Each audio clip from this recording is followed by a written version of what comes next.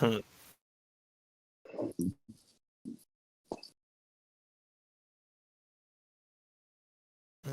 what's up, everybody? We were late on purpose, just so everyone knows. We see you complaining. We did it on purpose because it adds comedic flair to our podcast here. But welcome back to the Harambe's Heroes podcast. We're gonna do a whole bunch of Hammerfest talk today, and we've actually got one of the tournament organizers on. We've had him on before. He's a real good friend of ours, Mr. Kennedy. Would you like to say a little preamble? Hey, how's it going, everybody? Just about a week out, a little more than for Hammerfest. Just if you haven't bought your ticket yet, go ahead and go buy it. We still have a few left. Other than that, most of the lists are done. And then one announcement we have is all of our prize support. That would be all the boxed products, not like the trophies and stuff, but all of our boxed prize support is now going to be put into a raffle for charity. And the charity we are going to be supporting is the Charge Syndrome Foundation. It's going to be in honor of the late son of one of the people in our community. So if you're coming out to Hammerfest or you're just coming to visit, make sure you're bringing some money just to buy some raffle tickets. You might get some cool prizes, but really you're going to support a good cause. So that's what I have to say today. Yeah, that's for sure. It lets us actually do something productive besides play with our little toys, right? That's productive in itself, but it's always nice to do something really good for the community and then do something good in general. I think it's actually a really good opportunity to do all that. But now we've got like official stuff out of the way. We're gonna make fun of everyone's list, right? Tell everyone who's actually good, who has a chance, has no chance. It'll be a grand old time. So I don't know if you guys have that first list pulled up. I think we're just gonna hop right into it. We got like 80 of them, huh? Yeah, let's get started. We'll give you all your fair shake. That's all. So, Mr. Alan Michael Torres, right off the rip here. Let's Magickin. Why don't you go ahead and give your opinion on it, Zach? I know you've played a lot of Magickin, got some really good insight on those type of lists. Yeah, so this is a fun one. Alan's a good friend of ours in Harambe's Heroes, and every time I tell him to run more mortals, he scoffs at me and says he hates mortals.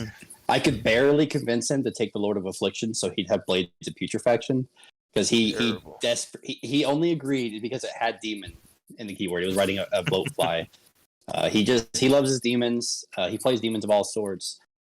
He's just a really good guy. If you get paired with Alan, you'll have a really fun game. But this list isn't bad either. It's pretty tough. It's got some pretty cool tricks it can do with Rotwing Commander, and the Plague Drones are pretty good with Blades of Putrefaction.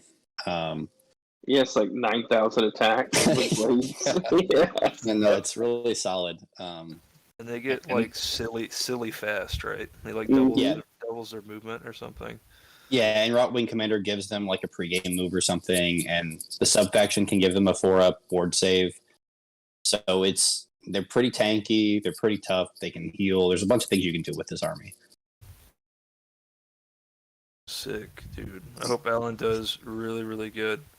If he doesn't, he'll probably say in the same monotone voice that he doesn't care. Yeah, for sure.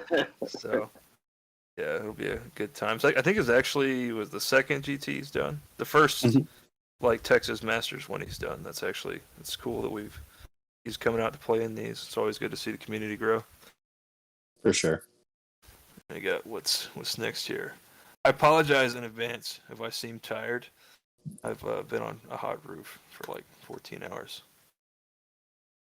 I'm trying not to appear tired. We got another friend of the Harambe's Heroes family here, Mr. Alejandro Salas. He should have put his actual name, BJ. Yeah. We got, what is this? What is this Gristlegore nonsense that finally changed to a good list? Yeah, you should take this. You're our resident Feck expert. God. What is this? Gristlegore Royal Terrorgeist Behemoth Battle Line. So it'd actually be pretty interesting to see how this plays in 3.0, I think, because monsters have gotten a little better. and it lets you put. I guess you can't put those in Hunters of the Heartlands. What does he have that in? He's got the Crib Ghouls, Cryptors. So I think that's pretty vital for Feck now because it lets you double fight against monsters without getting roared. So I think you're going to see a lot of the Hunters of the Heartlands. And then he's got the character track that gives you all the extra damage through extra attacks, which is really nice. I would have liked to have seen the Gurish Mashard on the actual Terrorgeist itself to get those extra charge mortals. I don't think that Arch Regent is going to get into combat. Sad. So those Terrorgeists are in Hunters of the Heartlands, it looks like. Yeah, they get the little stars next to them. They- So that's good. they do? It lets them double fight. They can be in it, right? Yeah, because they Is it lose units? the Behemoth tag. So when they become battle line, Oh. so since they're no longer behemoths, they can count for those like Oh, I thought it was drops. like a troop choice kind of thing, not a. they become a troop choice when they become battle line. They lose behemoth. That's There you super go. cool. There's That's secret tech. Yeah, that's nasty. Yeah, Like, me you and can't BJ had a stop. long conversation about it. Yeah. See, Zach's the local Flesh Eater Courts expert, in addition to all the other things he's an expert about, too. But, yeah, Moshard should probably be on the big hero, I think. I can't think of a reason why you have it on the little one. But other than that, like, there's some cool little tech in there. He's pretty new player. I think he's just going to be his big first GT. He's probably going to get really drunk and scream. Yes, he is. So he'll be a hoot to play against. And Feck's always a fun army to play against just because of it's got that slot machine factor to it. So I'm sure he'll have a lot of fun with this build. Any other parting comments? I mean, No. it's Russell Gore effect. I mean, it's gonna Yeah. bite you and do a lot of mortal wounds. Like, I mean, Yeah. good luck Big against it. numbers. Yeah, big numbers. Oh, Andrew Carlson. Well, the first list you haven't had to scroll up and down on. So Mhm. Yeah. So I'm just going to go ahead and say that everybody in this tournament is a good friend of the podcast looking at it because For sure. there's not many people we don't know on here. That line's going to get old. But he's a very good friend of ours. He's playing the Battletome with 4 whole pages of rules. The most complex Battletome in the entire game. Giants players will tell you. I tend to agree with them. 4 pages of rules is a significant and substantial amount of rules to remember for sure. Very intensive to play. Very many sequential steps that you have to remember for sure. then you got to walk forward, and then you got to charge, and then you got to roll attack dice. You forgot. Sometimes you got to Between throw there, rocks. you got to throw rocks and Oh, you got to pick You a gotta battle tactic. charge mortals. Well, I guess you got to do that. Yeah, I mean, Yeah. If you look at the battle tactics, it's really hard to pick one the Giants can get. you A lot can- of hires. they can roll a d6 on them. They can roll a d6 and get it every turn. Like, it doesn't matter. But no, Giants are really, really good, and Andrew's a really good player. He's transitioning over from Doc, so recovering Doc player. Doc to Giants, very, very a very steep drop off in army power for sure. But he's got the shit. Like, this list is the shit. If I don't know, the people that we've talked to about Giants know how much I like this list. Like, it's got double artifacts, so you're really tough on both of your Mega Gargants. One against conventional damage, and then one just with Amulet that's tough against everything. And then you have the Maw Crushes, or the Man Crusher Gargant mobs too. And Hunters of the Heartlands, which is it's an interesting tech. I hadn't thought of throwing those in there, but it's good because they can't get monster actioned. So it's it's the shit. He's at 1940. He's got a really good bid. And the thing is, they don't get monster action. Oh. What'd you do? Why'd you kill your volume? Terrorist. There it goes. Oh, he's gone. Perfect. Terrible. Anyway, Terrible. so we've talked about this style of list with the Ironmold Cestus and Amulet of Destiny and Eager for the Fight. Me and Gavin are both in agreement. This is Probably one of the strongest giant lists you could build. Both those megas are extremely tough. Consequently, one of the strongest armies in the game. Like, if you're going to talk about the armies that have tools that just win games, especially at like higher level play, top tables, like I think this is like this has got to be a contender, I think, as far as army power plus player skill to win the whole tournament. Agreed. Yeah, they're giants, most complex army in the game. They're so complex that I don't think we even need to describe their complexity anymore. Go ahead and move on to the Agreed. Let's move on. Don't inflate Andrew's head anymore. Who's next? Andrew Fournier. The better Andrew. So Mr. Fournier, I'm sure everyone knows, but he helps run a lot of the local scene around Houston. Really good, just a pillar of the community, always willing to help everybody and very generous with his time in general. So it's actually really cool to see him to get out and actually play, because it's something that doesn't happen a lot, because he's helping run so many things. He doesn't get to play a lot. And he's got his lizards. They're really, really good. The flavor of the day here is his Thunder Lizard Monster Heavy. What jumps out right away is the Bastiladons, the Salamanders, and the Starmaster. I think that all of those are linchpins of Seraphon list building in general. Something that is probably unique to his army is the Croxagore he's thrown in here. Mostly just for flavor. I've asked him why he did that. He says there is no real reason. He just wants to play Croxagores. So yeah, he loves those things. I can respect that for sure. Sorry about that, guys. I'm on call. I have the work phones this weekend, so. Oh, terrible. Yeah, gotta work every now and then. Looks like a 4-drop, 5-drop. What's in here? Bastiladon's not in there. It's a 5-drop. Yeah. It's a good. I think in your primer that you put together for the tournament, I think the average drops was like 5.8. Yeah, or it something, was. Right. That was in our list. Yeah. So it's good to be under that break point, I think. Yeah. But that's what jumps out at me. I don't know if you guys have any input. No, it's Seraphon. Is this Andrew? I'm sorry, I joined in late. Yeah, Fournier. Yeah, this list is rough. Like, if you're playing Chaos, or if you're playing a demon in any demons, like, it's going to kill you. So get points as fast as you can. It's going to murder your whole army. And if you're playing demons, they're just gone. You had some practice games with him, right? Yeah, yep. I played it in. Man, I mean, nothing in 3.0's killed Archeon yet, even made it close. Like, he blew Archeon off the board. Granted, I made some mistakes against it. I'll fix that, but it just blew Archeon off the board. Damage potential is there, Yeah, for sure. It is. Yeah, those salamanders, like, they'll shoot you, then charge into you, and probably kill whatever they shot and charge into. It's a lot of mortal wounds. Mm-hmm. These spiking sixes. Mortals, and then it's very dominant in the magic phase, so armies that depend on magics for their buff chains, it's very disruptive to that. So it gives them a lot of control at the higher level of play. That's what happened too. I was like, I mean, granted, I didn't roll well. I never actually got my teleport roll, but even if I had, more than likely, I wasn't going to be able to teleport anything. And I mean, even the salamanders, even if they don't spike the mortals, they're still -2 Ren D3 damage. Like, they'll kill some things.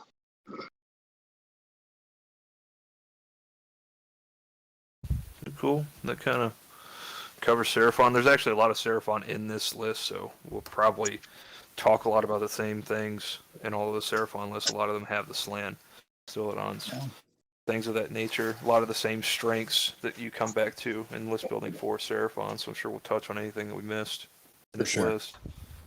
A little lower wound count, but it does get made up on the back end because, one, the monsters actually don't. Those extra wounds on his monsters don't show up on War Scroll Builder, so it's more than 99. And it's smaller. Yeah, and it reduces damage. So little deceiving at 99 wounds. Like, Vanguard, like, are almost rendered like into shit category against Coalesce because that 2 damage that you normally are getting off of them, you don't get. Yeah. And then, So Next, we have Austin Parisi from the Weird Knobs. He's playing Gloomspite Gits, and he is the runner-up for most wounds in a list. If you are ignoring that Tzeentch exists with their Inquirers. 177 and a 3-drop. That's it's interesting. Mm-hmm. Mangler Squig, those are always fun. A very Fight another day. Good mix of stuff here. You get Stabbers, Squig Herds, Bounders, Fanatics. even a Kind of unit of rock guts telegraphing in there. where his Fanatics are going to go. I guess. I think, does Squig Herd have Moon Clan? Can they go in there too? No, I don't think so. Mhm. Sure. They have to go in the Stabbas, I think, in this list. So, it's still good. Like 5 Loot Smashes are still good, but Yes. a little telegraphed. Rock Guts, good. Boink Rot's good. Lots of deceptive damage. One of the things that kind of hit Gloomspite a little bit is that a lot of their battalions had pretty strong effects, like adding damage to their Squig units was really good. And then they had a couple of their battalions in the book that weren't bad. So those going away kind of hurt their list building a little bit, I think. But the Fungoids are great. Mangler with Fight Another Day and Amulet is annoying to deal with. Yeah. And it's just a lot of wounds, and you always have the chance for regenerating back into your Loon Shrine. So lots of play if you play the army well, but it's very intensive on your positioning. Like, you have to know how to position this army properly, like inside of buffs, and like what parts of the board to control, and it's a lot to manage because there's so many models. So Yeah. we'll see how he does with it. In this list specifically, he's going to be regenerating the Squig Herds and Boingruts because his general's the Mangler. I think that's all he gets to regenerate, though. Yeah, because he doesn't have any of the Kragnos / White Dwarf. He doesn't have those sub-factions, right? Well, they updated the Loon Shrine and gave it a new rule where if your general is any one of the other things, you can regenerate those only, I believe. So with his general being the Mangler, he can regenerate the Squigs, but I don't think he can regenerate anything else. Yeah, you can't. According to that White Dwarf thing. Yeah. But like what Gavin was saying, the Fight Another Day Mangler has always been one of the funniest units in the game to deal with. Yeah, it just punches you and runs off. It's just a literal meme running around the board. So I'd like to see how he does with it. Yeah, for sure. Not too many Gits players neither, so it's good to see. And Boinker, At least a few of them bust that army back out. It's always a great looking army because of the sculpts are just good, and you get a really wide variety of things in a game color schemes in there, always really bright and vibrant. Yeah. Yeah, it's where some of the armies can kind of be like where they don't have a lot going on, if that makes sense. There's a lot of armies in Age of Sigmar that are very heavily themed towards one thing, like bow snakes and Marathi. But it's always good to see an army with like a lot of variety in their units and their list building, and just the overall look of the army. It's very good to see that kind of variety. So. Yeah. Good list, Mr. Parisi. In his so he just commented in the chat. He says that the list is actually 2 drops because the Fanatics, for some reason, they're counting them as a drop, but they're not actually a drop. Oh, well, when you in the future, when you submit your list, you can actually delete that and change it to 2 drops. But we'll let you. I think Zach will allow it. Yeah. Oh yeah. I'm not the CEO. I can't say. I can just go edit it after this and just make sure that that's the same. That's cool. So, good list, sir. But we must move on. The show must go on. Ooh. Who's next? Who this? Ben Riddle. Your Another one of the boys. Yeah.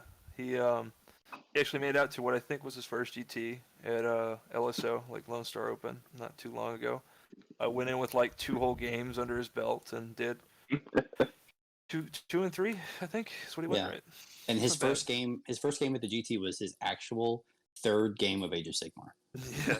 So I don't want to hear about I don't have time to prep because you do. Ben has proven you wrong.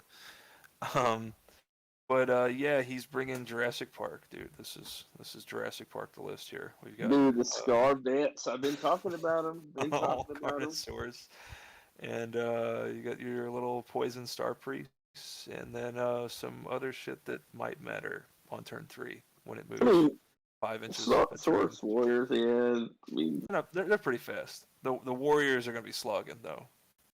Ignore the Warriors; they're not important. What's important are these 4 models up top, dude. The beef. That's what is important here. I mean, the Warriors do have a lot of attacks with the Venom. Yeah. No one cares. but you're not gonna. I mean, you're not gonna get there. You got a Nobody whole lot of cares. attacks in your deployment zone. Yeah, but no, it's good. It's what will actually probably really happen is he'll keep his Carnosaurs behind the big line of troops, because that would be the smart thing to do. But Yeah, but I like those Scar Vets, man. At 215 points, they're really good monsters, points wise. You know, I mean, I agree. I wish my Bloodthirsters were 215 points. Oh man, I when's the like last that time you he- played Corn? You played Corn like when Jesus was I alive. never even played Bloodthirsters. back Yeah, then you're either. not even a Corn player anymore. Hey, Like hey, allow me to cry a little bit. I can cry when I want. you cry all the time, more than anybody I know actually. So Yeah, right. No lie. I just do it publicly. Y'all cry all the time to me. yeah, Yeah, you, okay. yep. You have to vent publicly after we cry to you privately. No, I'm just kidding. Well, I like that But he they are went awesome. in on his Carnosaurs and he spread out his buffs because each one of them is like a miniature missile, but they're not like crazy damage. But he like put a command trait on one to give it some stuff, and then an artifact on another, and another artifact on another. He kind of spread his buffs there to those Carnosaurs to make them each more threatening. Yeah, it will kind of bleed monster points a little bit. It will. If the sequences line up that way. But and I would have liked to see a slant in here because I like seeing a slant in every single Seraphon list. But he probably knows that. He's like, that's points for my Scarvets, dog. Like, why would I take a slant? That's like another dinosaur I could take. Yeah, he's like that's a whole T-Rex plus a little bit more of another one. Yeah, so I respect that. But that's cool. Hopefully you have success with this, sir. It'll look really cool too. It's got all big dinosaurs. Big dinosaurs are cool. What's next? Benjamin Richardson with OBR. All these Dallas people, they like this OBR, huh? Apparently. I wonder why. Maybe we'll get to that later in the episode. Petrifix, Mortec. Harvesters, where are they? No, he's playing the Gash. Oh, I see. There's where all his points went. Yeah. One drop too. So it's just in the gas show. Like Yeah. Mortec are pretty decently hard to kill if you aren't dedicating real resource to killing them. So they'll have the luxury of probably being in that weird space where they're tough enough to deal with the stuff that is getting put into them, but they'll melt to anything big. But there probably won't be anything big to put in them. So I really do like the grand strategy you picked with Hold the Line, because Nagash is like the obvious threat. And if you tie a grand strategy to things that aren't the obvious threat, it makes it harder on your opponent to achieve the goal, which is to prevent you from scoring it. And I found that it actually comes up a lot in 3.0 in games, like especially close games. As you get closer to the end of the game, like those 3 points really matter a lot. So I like that people are really thinking about the grand strategy. Yeah. I also like that he, with Nagash and then a hero like that, I like that he committed to the one drop. A lot of people will get sidetracked by other like cool benefits from like Hunters of the Heartlands or something. But if you're playing a model like Nagash, it's really important to be able to dictate on your opponent when and how that model is going to get used. The only thing that you would like to see here is some way that Nagash could damage himself and teleport. Like Burning Head or something like that. Like that's the one thing I see missing from the list. Like I think if you bring this list, you put a Burning Head in there and teleport Nagash in the hero phase. I agree. But That's fair. it's not real tricky. Like Nagash is really good. He does a lot of mortals and it's hard to get off the board. Like Mm-hmm. Mm-hmm. Spell Lord. And at least Everlos is going to be a pain to get off the board too. I mean, Godbone Armor, Mighty Archaeos, and that's not terrible. It's hard to tell. He might have been teching for just to have a little bit more flexibility in some of the missions. That's why he has that character. But in hindsight, a Harvester might have been better with those points. But the Cavalist isn't bad. He helps out Nagash too in a bunch of different phases. So. And he makes the Mortec have an extra attack, so if he has to fight with the Mortec, he can make them a little killier with an that's true. extra random. Actually, you can't do both. You'd have to choose, and you'd have to choose from the savory roll. So I don't know. There's probably some things you could do. But... yeah. But yeah, that's kind of the Nagash list. If you have Nagash, you're not going to have a lot of other stuff. Right. Yeah. Unless you play zombies, then you can still have like 160 wins because Games Workshop knows how to balance your game. For sure. Game balance, you should get 20 models for 115 points. You can't change my mind. But okay, so moving on. Next is Brandon Sullivan. No, Brandon Wright. Oh yeah, hold on, I missed Wright. Don't skip you, boy. He's Grand Yeah. License. Oh yeah. There he is. Yeah, he's Three been coming Annihilators, into the store, huh? The 6th guy? He So, plays Path to Glory a lot, right? Yeah, the one doing the Path Glory League, and he came to an Atomic tournament not that long ago. But yeah, it looks like the new Stormcast on display. Vindictors are great, 3+ save, 2 wounds, 2 attacks apiece, 3s and 3s, -1/1 damage. I like them as a battle line. They're really good. Annihilators drop in. You know what Annihilators do at this point. Hey, you can't start talking about this list without talking about the name of the list. So, what's the name of it? Noe Aquino. Noe named this style of list the California Smash. Man, you gotta give Noe a shout out. No, not enough Annihilators. Minimum of 4. Minimum of 4 new units. You can't claim that For the California Smash. Yeah, you can't claim Crips when you're not really a Crip, dog. Come on. So is it the Herald? Okay, there we go. The Relictor. So he's gonna be able to teleport a unit on a 3+ prayer every turn. So little movement, extra little shenanigans with the movement. Lord Arcanum on Griff Charger. I don't remember if that Griff Charger is the one that can move. Can he ride the Etheric Winds? Can that one do that too? Yeah. So he's got some movement shenanigans. No objective on the board if you leave it open is protected. Because that thing's going to move 66 and fly across the board and jump on an objective. Yeah, I mean, and he'll have stuff in Deep Strike too. Mm-hmm. Like nothing is safe. He's got board presence. Yeah. No, it's solid. He's a newer player for the competitive scene, but he'll come out and have fun, and he'll catch people off guard probably with those Annihilators. All of this is hard to kill. Like every bit of this is difficult to kill. Don't let them tell you that you're a casual player, Brendan. Win the tournament. Only problem I see is there's no monsters. So. I believe in you. Yeah, no monsters, no more points to bleed, dog. He thought of that. I guess it's true. But can't bleed monster points if you don't have monsters. Yeah, idiot. Learn how to play. Yeah, I guess. Yeah, what do we got? This is all Stormcast. Extra artifacts, 5 drops. Yeah, kind of lacks killing power from what I could tell at first glance, but yeah, it's just the Annihilators that drop in, and you'd be playing around your mobility and your toughness. You're really gonna have to rely on those because you don't have the ability to move things very well, from what I could tell. But it's got potential to be at play for sure. Now we got Mr. Sullivan. Playing Legion of Night. Pull the list up, dude. I've actually played Mr. Sullivan at Slambo last year. He's playing Gits. It's actually probably one of the top 3 games of Age of Sigmar I've ever played.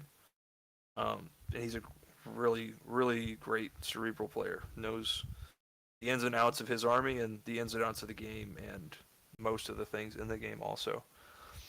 That's it. We played like 2 years ago, and it still stands out to me, like in a lot of different ways of how well he played. I won the game by like a really razor thin margin, but I probably didn't deserve to win the game, and I just got bailed out by Feck. That's what like comes to mind when I think of Brandon. And I haven't been able to talk or play against him in a while, so it'll be good to see him come out and play some more. He has upgraded from Gits to Legion of Night Soulblight. Yeah. I think it's fair to call that an upgrade. Yeah. One of the stronger books in the game right now, I think. He's got the stuff. He's got Manfred and Graveyard. Glory Lord, Yeah. Grave Lord, like whew. Mortis engines are interesting. It's it's very good reactive damage to things that charge because you can pop the ability and the whale for mortals in a bubble if you charge into them. It's a hero phase activation and a short range shooting attack, so I like those. And they also help out his casting, so they're like sneaky good models that kind of get ignored because the rest of the models in the book are so good. But that stands out as something different. Manfred's good for all the reasons that I think most people have seen, where being able to redeploy at the start of the combat phase is to anywhere on the board is it's kind of good if you didn't know. If you can put that together.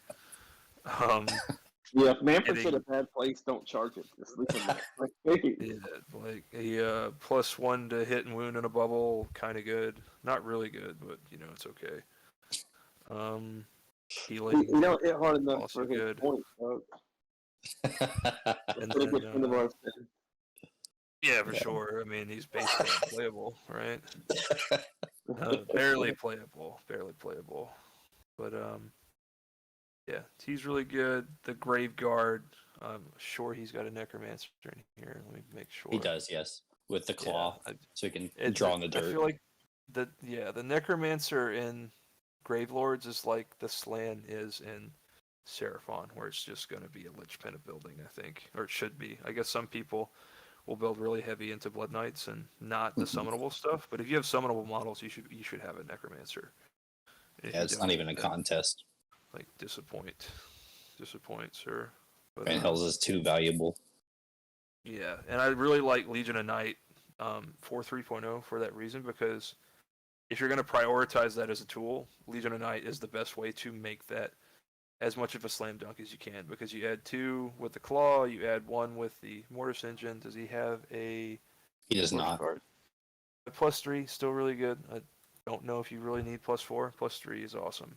Yeah, +3 is great. That's one of the strongest tools in the book, so I really like that. And then it also lets Manfred have +3 to his casting, which is really good also. And the Vigorian, for that matter. Like, it's just really good. Yeah, his opinions. You gotta have pinions. No. He doesn't have pinions. Interesting. What? I just said you were good at the game, dude. You don't have pinions? Come on, bro. You took that 9-inch mortal wound garbage. No pinions. 6 extra inches of movement. It's kind of good. If you didn't know, moving 22 inches in one turn, it's okay. It's okay too. I know you really want to do D3 mortal wounds to something that's 9 inches away. I know that that's awesome, right? Super good. But moving 6 extra inches, also good. Maybe consider it. But good list, great player. I think he's probably going to be in that top table discussion if I was going to guess. Agreed. So we've got big expectations for you, sir. Don't shit the bed, or I'll laugh at you. What's next? Furstenberg, Brennan Furstenberg. Skull Thrones is his allegiance. I actually have never met this kind gentleman, but he's got daughters, so I'm mildly interested. What do you got? 15 bow snakes. It's a Marathi and 15 bow snakes, a recurring theme in our podcast. Let's see how many of the doc players have 15 bow snakes in Marathi. There's 6 doc players. There's 6 doc players. How many? And we already know that all 6 have Marathi. Yeah, let's see. We'll have to find out at the end of the episode. Maybe Playing something Calibron, though. for Games Workshop to consider and some internal balance for the book. Just maybe. Well, they And already know everything else. I hope that they don't answer that question with a reactionary nerf. I hope they maybe nerf it a little bit and make the rest of the book better. Maybe that'd be nice, but it probably won't happen. They'll probably just nerf it. So something he's doing that's pretty interesting here that you don't normally see is he's using that Warlord battalion to get a spell enhancement to give Marathi both Mind Razor and Pit of Shades. So it's just kind of interesting. Yeah, it is interesting. I don't know if I'd prioritize Pit of Shades as your secondary spell. I think that Steed on the little one is probably better. Pit of Shades is okay. Steve's what I really- always really good. That's a second choice to Mind Steed, Razor. and then your Mirror Dance is obviously very good. I think I'd prioritize both of those spells before that one. That's not something I've thought about in list building, though, is the enhancement. I always forget the enhancement can be used to get extra spells. And it's something I'm overlooking with my list building that as I'm transitioning from 2.0 to 3.0. But it's good tech. I'll steal it and pretend that I came up with the idea. Wait, isn't the But Medusa a spellcaster? Yeah, the I Medusa. She is, yeah. So she should have two spells as well. So maybe you forgot it. I don't know. Yeah, put it in your list, dog. Yeah, we're gonna have to get that from you if you're listening to this. I'll email you after this. Yeah, put Mirror Dance on that bitch. So there's two spells are supposed to be on that Medusa. So I need to write this down. Yeah. The other benefit of doing this list reveal show, so we make sure that all of you idiots did your fucking list correctly. You're welcome, by the way. What else is in here? 15 bow snakes and Marathi. Good for obvious reasons. Shooting in your hero phase, kind of valuable.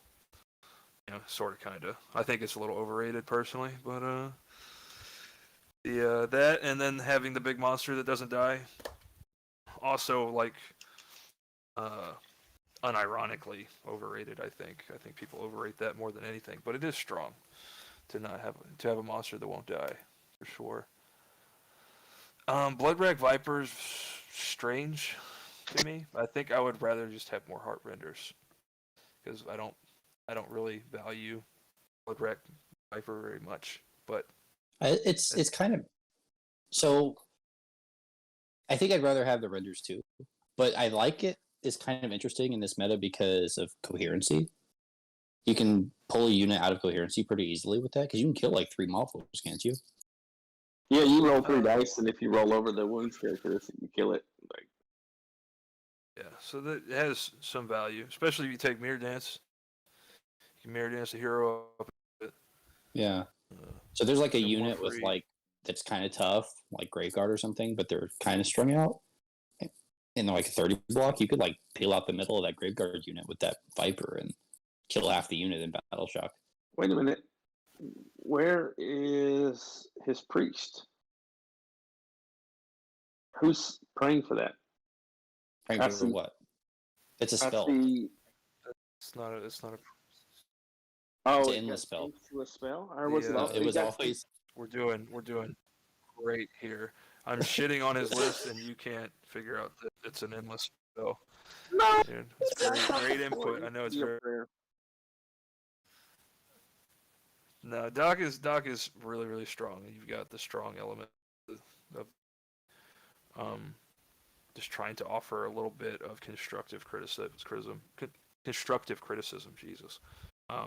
And I'm doing it. If you couldn't tell, my dry sense of humor here.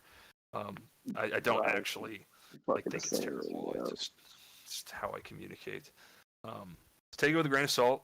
You can just think I'm an idiot, like most people do, and that's fine. I probably am an idiot, but good list, Doc. Instant contender when you pick Doc, I think. So we'll see how you play it, sir. It does have a little bit of a skill curve, I think. You need a new chair there, Brian. I know, it's raggedy. But there's plenty of Doc to talk about, so kind of keep it moving. So next is Brian Henderson, also with the Defenders of the Citadel up in Dallas. He's playing Sons of Behemoth as well. He's doing Taker Tribe which is different from before. Taker. Yeah, Taker's Yeah. extra. You count as extra models for the objective, which Yeah. is coincidentally pretty good for Giants. He has Kragnos, the boy. He's got Kragnos, everybody. Yeah.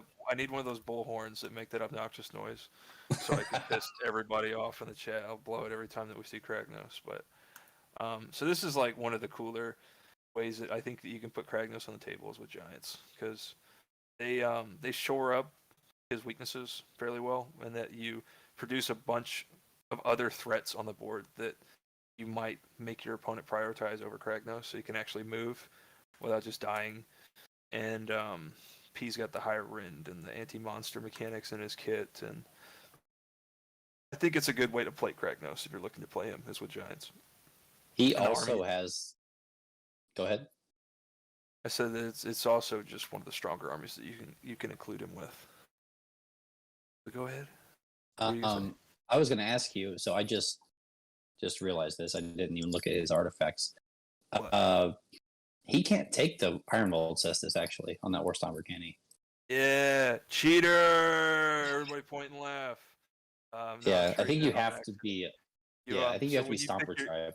When you pick your tribe, you are locked to those artifacts in the outside of the tribe. Terrible. But Yeah.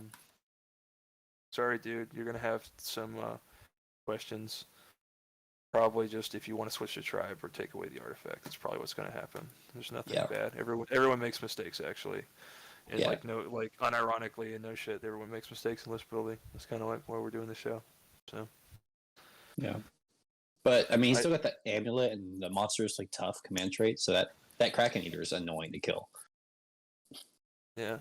Why did you say this at the bottom? Was it because that the War Scroll Builder wouldn't let you pick it? Is that why you had to put this at the bottom in text? There's probably a reason. There's probably a reason why you couldn't take it in War Scroll Builder, buddy.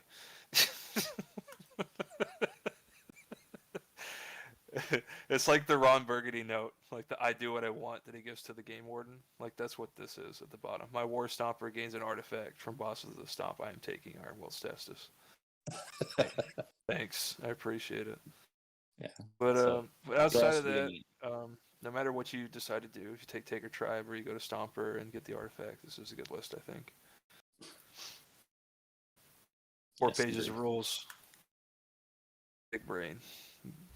You see how big the skulls are on those giants? Just imagine how big the brains are. Big, smooth, and full of water, just like me. Next, Brian, talk about it. Talk about how terrible your list is. It is terrible, especially the more I see what's on the board. I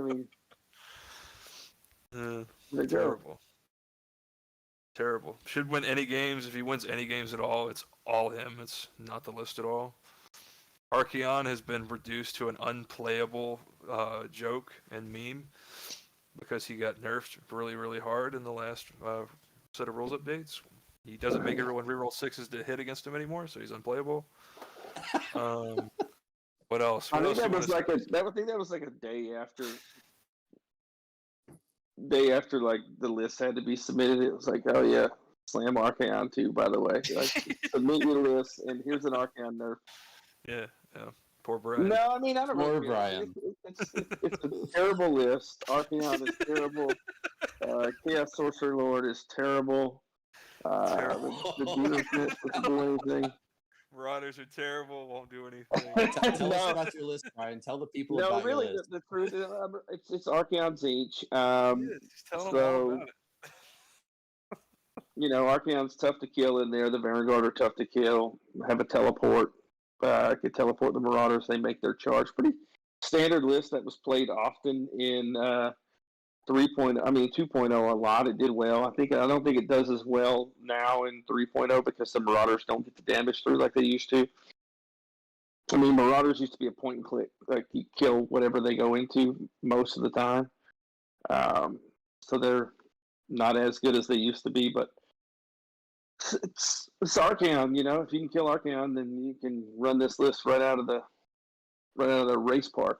Yeah, if you could just kill the thing with 20 wounds that heals innately every turn and reroll 1s to its save and has a 4+ feel no pain that reflects mortals on a 6. If you can just do that, easy. and has like Terrible +2 army. I mean, to it's host save. of the Ever Chosen, so I Easiest game of have my life, dude. Dark Prophecy, and So I get to pick a easy, unit. dude. Who cares if you can have a 3+ with +4 to your save? It doesn't matter. Like, come on. Like, awful. And Brian does this cool thing too, where he always rolls a 5+ on Dark Prophecy. Yeah. That helps too. So he's always going to get a double turn every time, right? Maybe not. Maybe I'll let them go first, and I won't. Maybe. All right. So that's the list. It's terrible. But yeah, dude. I mean, in all actuality, Archeon's really good. And Brian's okay at the game too, so maybe he'll do okay. Yeah, it's fun. I mean, it's a good list. I mean, I'm less confident, and I think it's in my ability in 3.0 yet. I don't think I've perfected the gameplay in 3.0 yet. So we'll see. He's having trouble adjusting to not just wanting to kill everything in one turn. He actually has to play things other than killing. Yeah, So, like more often than not, I'll pick kill something for the battle tactic when I'm not going to kill anything, and like I'll pick kill something when it requires my teleport to go off, and then my unit to make a charge, and all kind of things that have to go off before I even get to that thing to kill it, and that's the battle tactic I'm going to pick. Anyway. Yeah, but no, you'll do fine, dude. You got a good list, and you're good at the game. So It'll be fine. who's next? Caleb, your boy Caleb with more big lizards. What's in here?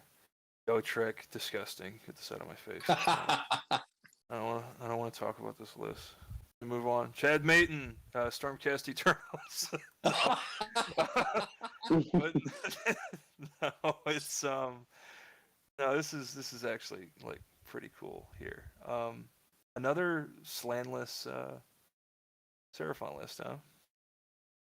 Looking at it. Engine of the Gods really good though. The Prime War Beast, Amulet, Engine of the Gods. I really like that in Thunder Lizard. I think it's so in Thunder Lizard I was always struggling to take Bastiladons and the Engine of the Gods because I feel like they fight each other for that command ability a little bit. I think this is the right split where you have a Bastiladon and a Engine of the Gods. I don't think you need 2 Bastiladons in Thunder Lizard if you have the Engine of the Gods. So I do like that setup. Gotrek is actually, obviously very good. For obvious reasons, he doesn't die and he kills things that he touches. So he'll do work. The Stegodon battle line with monster keyword, really good. The 30 Stars Warrior is awesome. Little high drop with low wounds, which is kind of a red flag, but it's got a lot of really good tools to mitigate those drawbacks. And then Caleb's a really good player too. So I expect to see him perform really well with this list. I don't know if you guys agree. No input. Yeah, this is a very good list. Caleb's a great player. He knows everything there is to know about Seraphon. Oh, is this Caleb's list? I'm sorry, I had another phone call. There it is. The engine with heal and Prime War Beast, I love, and Amulet. I have a hard time building a Seraphon list on engine right now. Yeah, engine's good because it generates new models and does mortals and heals. All those are good. Yeah, and it just picked up a prayer for no reason. Yeah. And these Stegodons look really cool. He's done a lot of hobbying to them. They're all LED'd put, out. Like lights in them and shit, right? Like this stuff. Like they look cool, yeah, for sure. So glad to see he's coming out. He came out to our little Harambe event too, so it's good to see him making the rounds on all the big events. He'll have lots of videos on his self-titled premiere debut album on YouTube called Caleb Hastings. He'll have lots of hot takes about his tournament experience. So check it out. We're shouting out somebody who's like literally 40 times the size of this channel. But hey, dude, it makes me feel good about it. So, yeah, Caleb, it's always good to see you around, dude. What's next? We got Chad Mayton. Oh yeah, Mayton, the guy that we're gonna skip him for. Yeah, Chad's a really good guy. I played him at our first Age of Sigmar GT that me and you ever played, Gavin. I played him at Warzone Houston in 2019. Oh, that's cool. He was my round 1 opponent, and he was the one playing Stormcast. He had that Star Drake that he wanted to charge into my Hearthguard. Oh, yeah.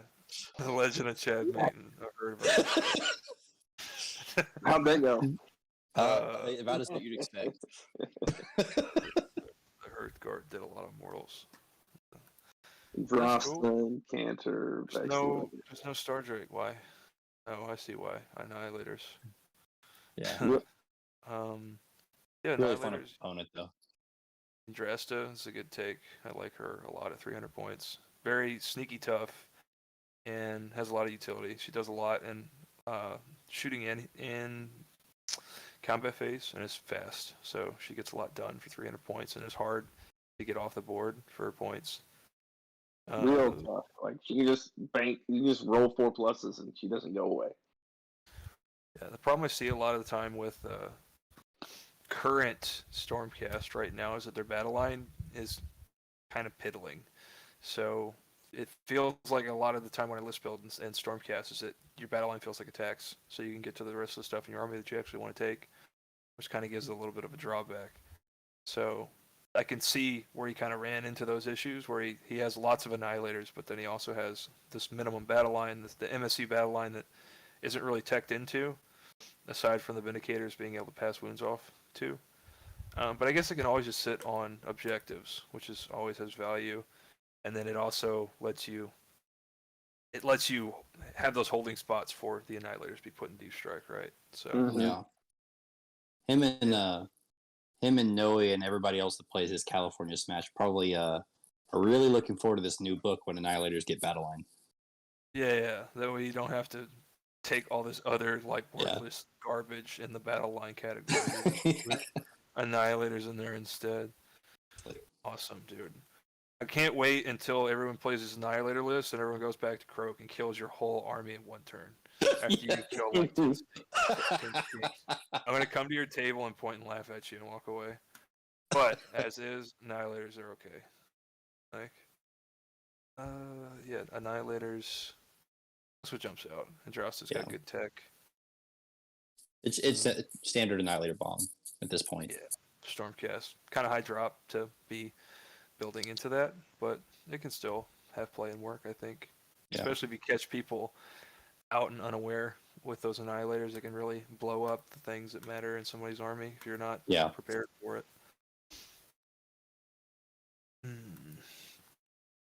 Next. Chris Cabanis, Grand Alliance Houston. Who does? Stormcast Eternals. More Golden Boys. Just There's 3 a bunch of them. You get a gold star. This list is all over the place. Lots of stuff here, huh? So we got the Concussors. They do mortals. I like those. They're okay. Judicators are actually not too bad in the old book. I don't think he has the mortal wound bows, though. He has the exploding hit ones. Sad. Shame on you. You should have the mortal wound bows. Retributors, which do a bunch of mortals as well. This looks like somebody pulled that pile of Stormcast box out of the closet that we all have and was like, yeah, this will do. Like there's a lot of good stuff in here. It's just hard to see where it's going. Yeah, prosecutors. It'll look cool. And like here's the deal with Stormcast, like you're always in the game if you play well, I think, because you have pretty high saves across your army and you have a deep strike mechanic lets you hide half your army.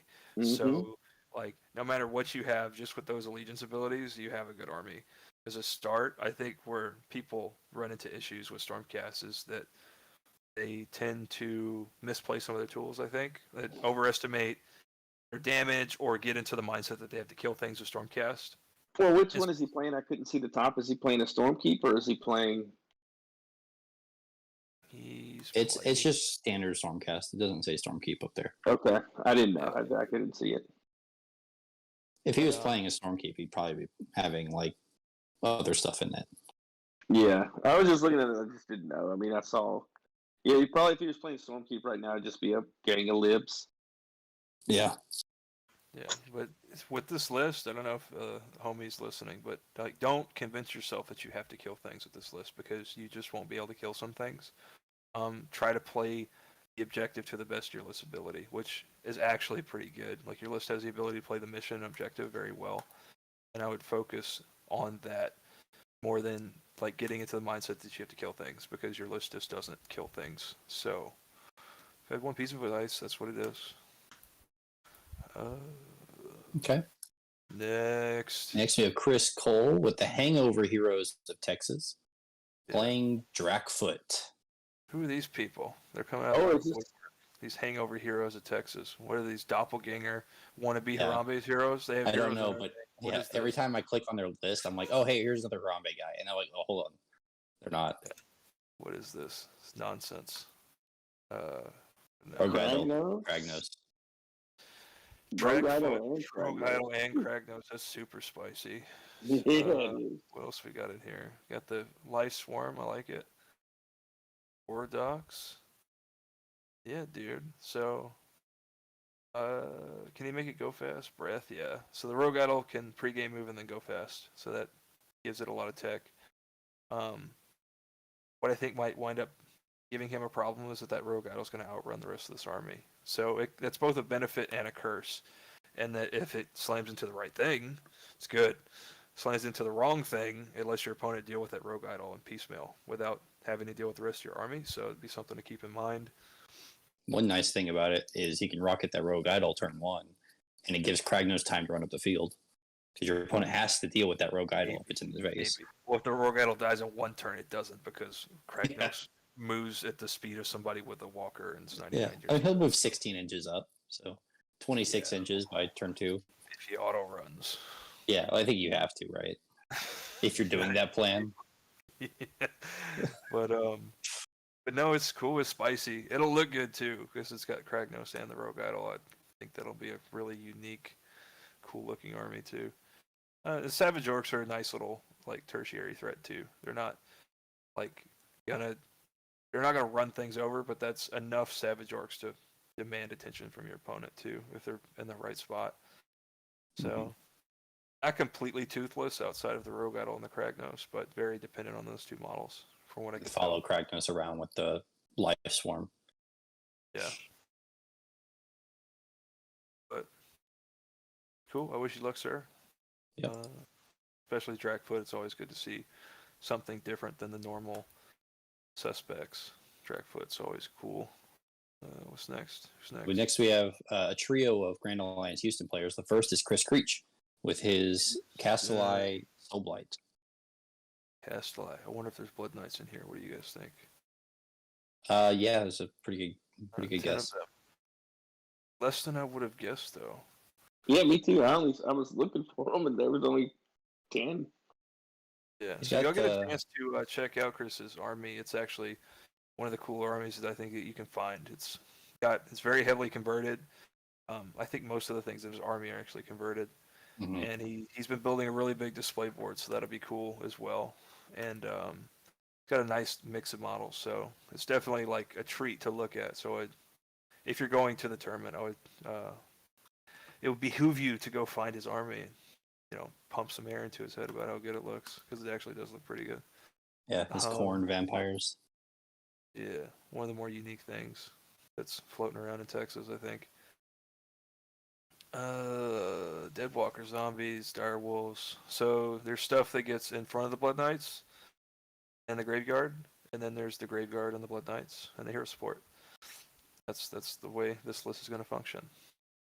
There's some nuance, but we won't get into that.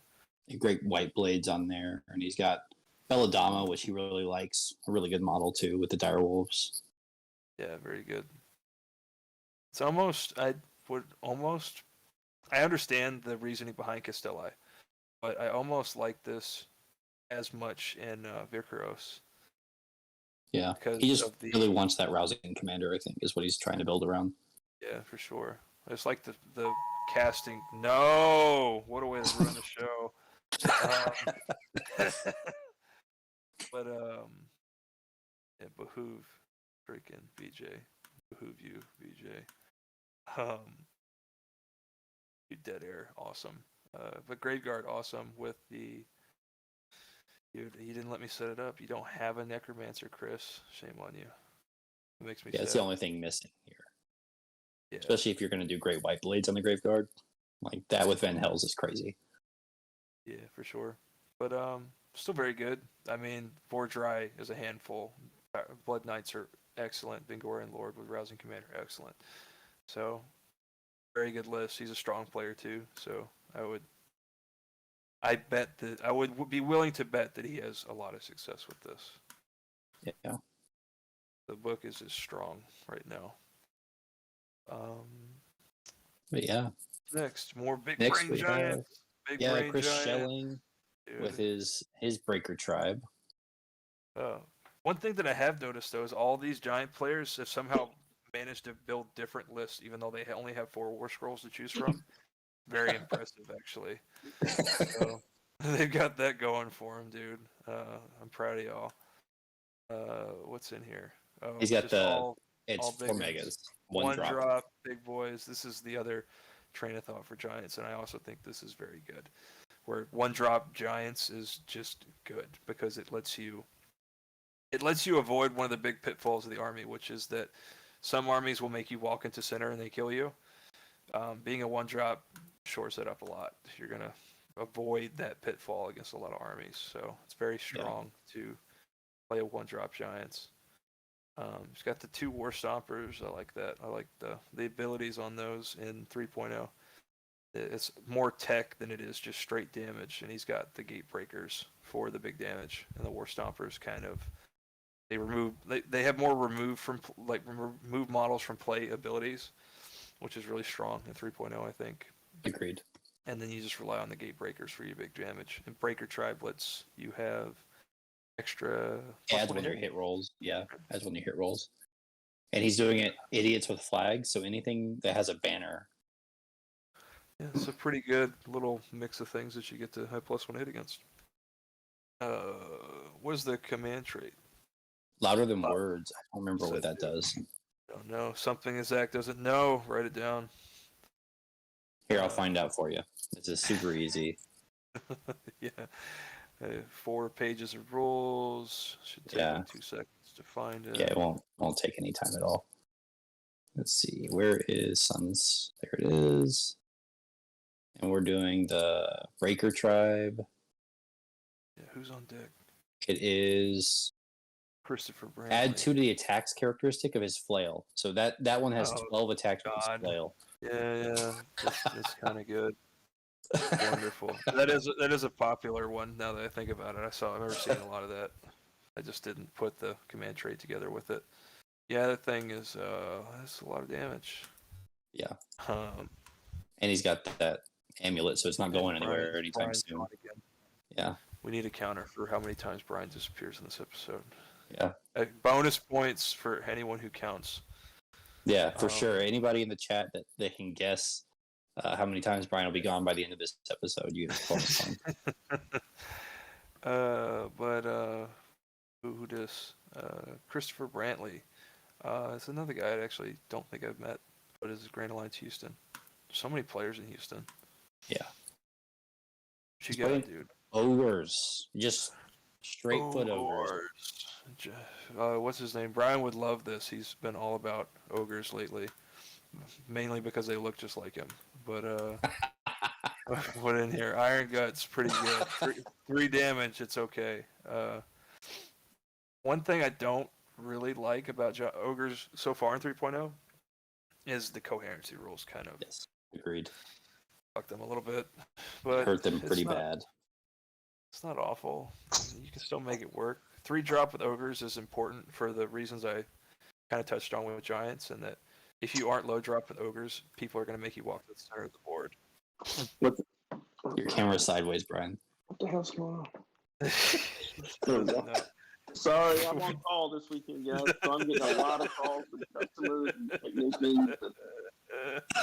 The quality, hard-hitting content that everyone came here for. But what were we talking about before we were interrupted by the monkey with a camera here?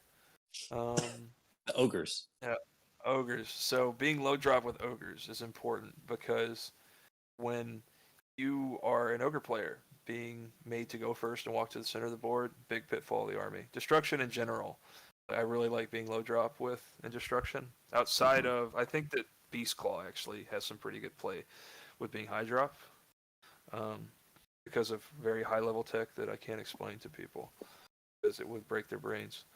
So I won't do that. I am benevolent. I don't want to break people's brains, so I won't talk about it. Brian, we're on Christopher Brantley. If you have any thoughts. I mean, I'm messing around with ogres myself. I don't. 69, dude. That's how many times everyone's picking 69. By the way. So y'all's mama stopped calling me and I'll stop. Big true, dude. Big true. I've been messing around with ogres myself, and I lean more towards gluttons for the points and more bodies and like having. They're not bad. That is a meme. Like 18 gluttons the meme. Now, who's this guy?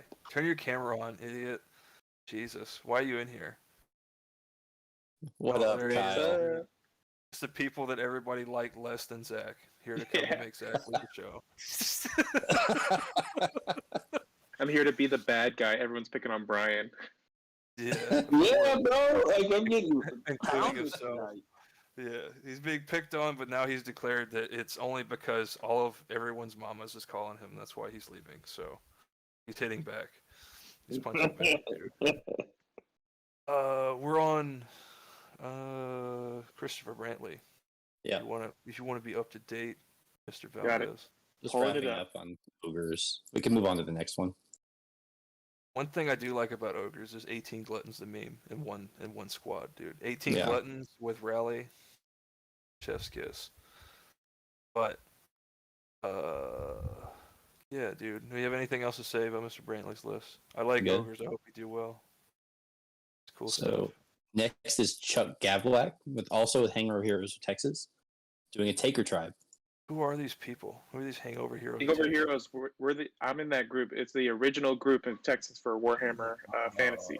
So we were drinking, getting drunk at tournaments before you even had a glint in your eye. You were still at 40K. Fucking OG bullshit. OG Warhammer. Fucking OG on these nuts, dog. These guys can outdrink everyone in Harambe. 100%. No. 100%. No. I'll take all of them. No. We'll see you Sounds like a Friday challenge. night, dog. We'll see. Yeah, we'll see. We'll see, dude. Yeah, you have not, dude. You underestimate the level of self-hatred that's in this room right now. What's he got? Oh, Giants, dude. Fucking no wonder he drinks so much with all these brain cells he's got putting this list together.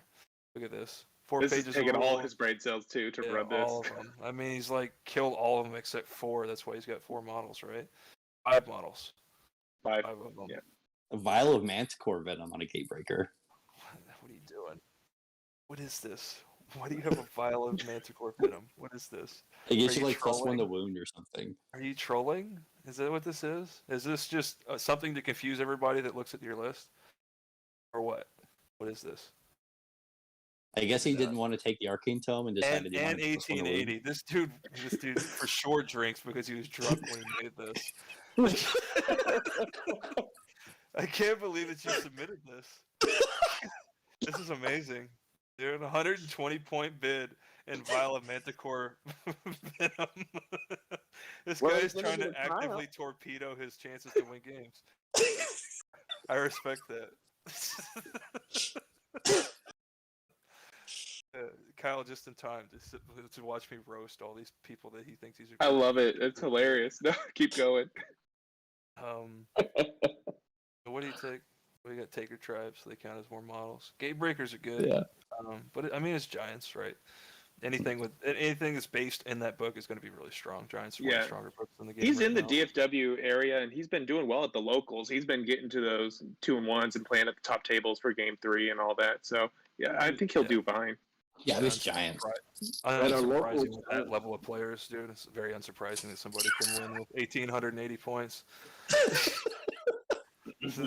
Maybe that's the new meta. Like in Defenders of the Citadel, the people who are actually good there challenge themselves by taking 1,750 point armies, and then beat all the people that think they're actually good in Dallas. I don't think there are any. Do they exist? I know there's one who thinks he is good. Oh We'll see man, about that later. We'll see about that later. I've got things to say.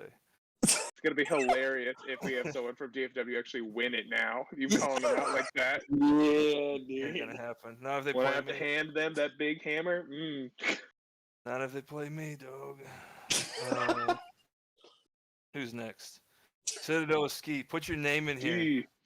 Why you do this? Oh, What is this Citadel of Ski? the ski. Yeah, this is Ski, Yeah. That was Giants. obviously. He's a real good friend of ours. I consider him a good friend. I don't know if he thinks I'm a good friend. Sometimes I rub people the wrong way. That's okay. But what's he got? More giants.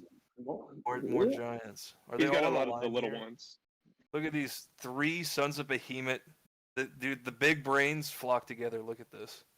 All 3 of them right in a line like this. What do we got? Pork Gatebreaker and Dork Kraken Eater. Pork and Dork.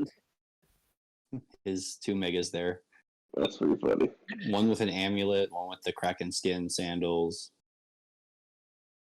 Yeah. Foot Sloggers. It gives him the ability to auto run with one of those.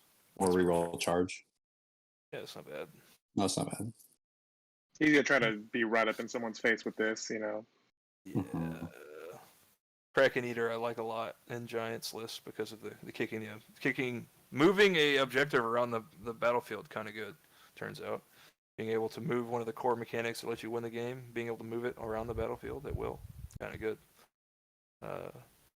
The Gatebreaker, big damage, obviously, with the amulet. I think that's a staple in Giants list at this point, for obvious reasons, right? Yeah. But Giants, dude. Giants. It's good to see Ski back. I don't think I've seen him play in a tournament. Very good. I've never seen him play Warhammer. I ran a GT with him, and I've never seen him play Warhammer. I'm very excited. Yeah, it's awesome that he's actually going to come out and play. And he'll be a blast to play against. He's great. Yeah, he's a great guy. So, good to have you back. Oh, Jerome Watkins. More sons Cliff of Pope. Behemoth. Boy, Cliff. Yeah, man. What do we got here? Great. Okay. He named all his shit. Pirate Steve, Jerome Yeah, Watkins. Shithead Pete's crew and Crazy Crazy Joe's Joe's posse. Does this mean that he's a narrative player because he named all his stuff? Of course he's a narrative. Definitely player. narrative. Oh, Yeah, definitely. He's the narrative player. What are you talking about? Have you seen his new Jerome Watkins model, Kyle? No, He I built have a not. crown for it. He built a crown for it, and he took Nice. the crab out of the new warband, Yeah. and he Yeah. gave it a machine gun and put it on his shoulder. That's badass. Excellent The model. converted giants, they have such good potential to just do some crazy wacky shit with it. So that's gonna be awesome to see. Mm-hmm. Yeah, and Giants. It's just gonna be like crazy. It's gonna be great to just see everybody again. Like I don't care who wins. It's gonna be a blast to just hang out with everybody. We haven't seen in like almost 2 years now. A lot of these Sure. people. Yeah. It is. It has been that long too. It's crazy to think about. So, Brian's being humble. He knows he's gonna win. Brian's gonna win everybody. Whole tournament. My list is like What's he gonna mediocre. win? The wooden spoon? Hey, My list is dude. mediocre Back compared to the back. field, dude. Back-to-back wooden spoon champion, dog. No, Yeah, Wooden man. Spoon champion, 2020 Texas Masters champion. Get it out there.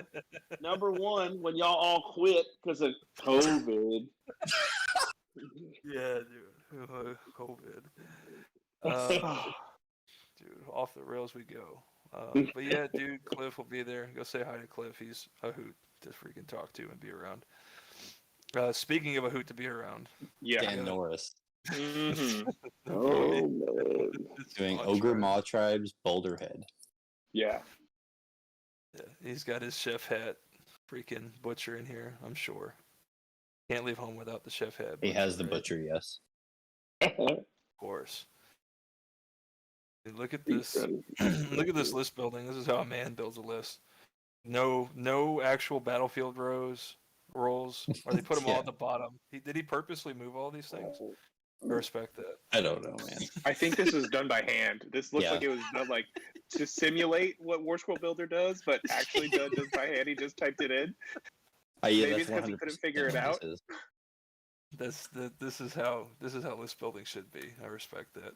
Yeah. It might be because Dan actually can't use a computer, so he probably did he mail this to you, Zach? Let me put this in.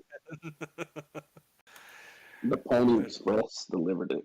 But anyone who has the privilege of playing Dan in this tournament, dude, you're gonna be in for This one is of the gonna be a best great games game. Yeah. that you can play in Age of Sigmar, and this list is gonna be really fun to see. Painted very well. I don't know if I've seen this iteration of his Beast Claw, but I have seen his Beast Claw on the table, very well painted. So. And he is one of our grudges. So he's facing Jody, who we'll look at later on for Battle of the Bellies, because he's some big That's boys right. throwing down. He did some kind of weird like 60s sitcom like picture as his grudge, right? Like he always does. Mm-hmm. Excellent. Quality humor. But yeah, this Mr. Norris. It'd be good to see him again. I actually haven't seen him in a while. Daniel Dawson, I believe, is in chat and said he's also like 90 and doesn't understand technology. Hey, you don't need to understand technology. You just got to roll good. Come on. Just roll good, yeah. Speaking of Daniel Dawson, Daniel. There we go. Here's next. why they're He's got a together on here. fun list, dude. Oh yeah.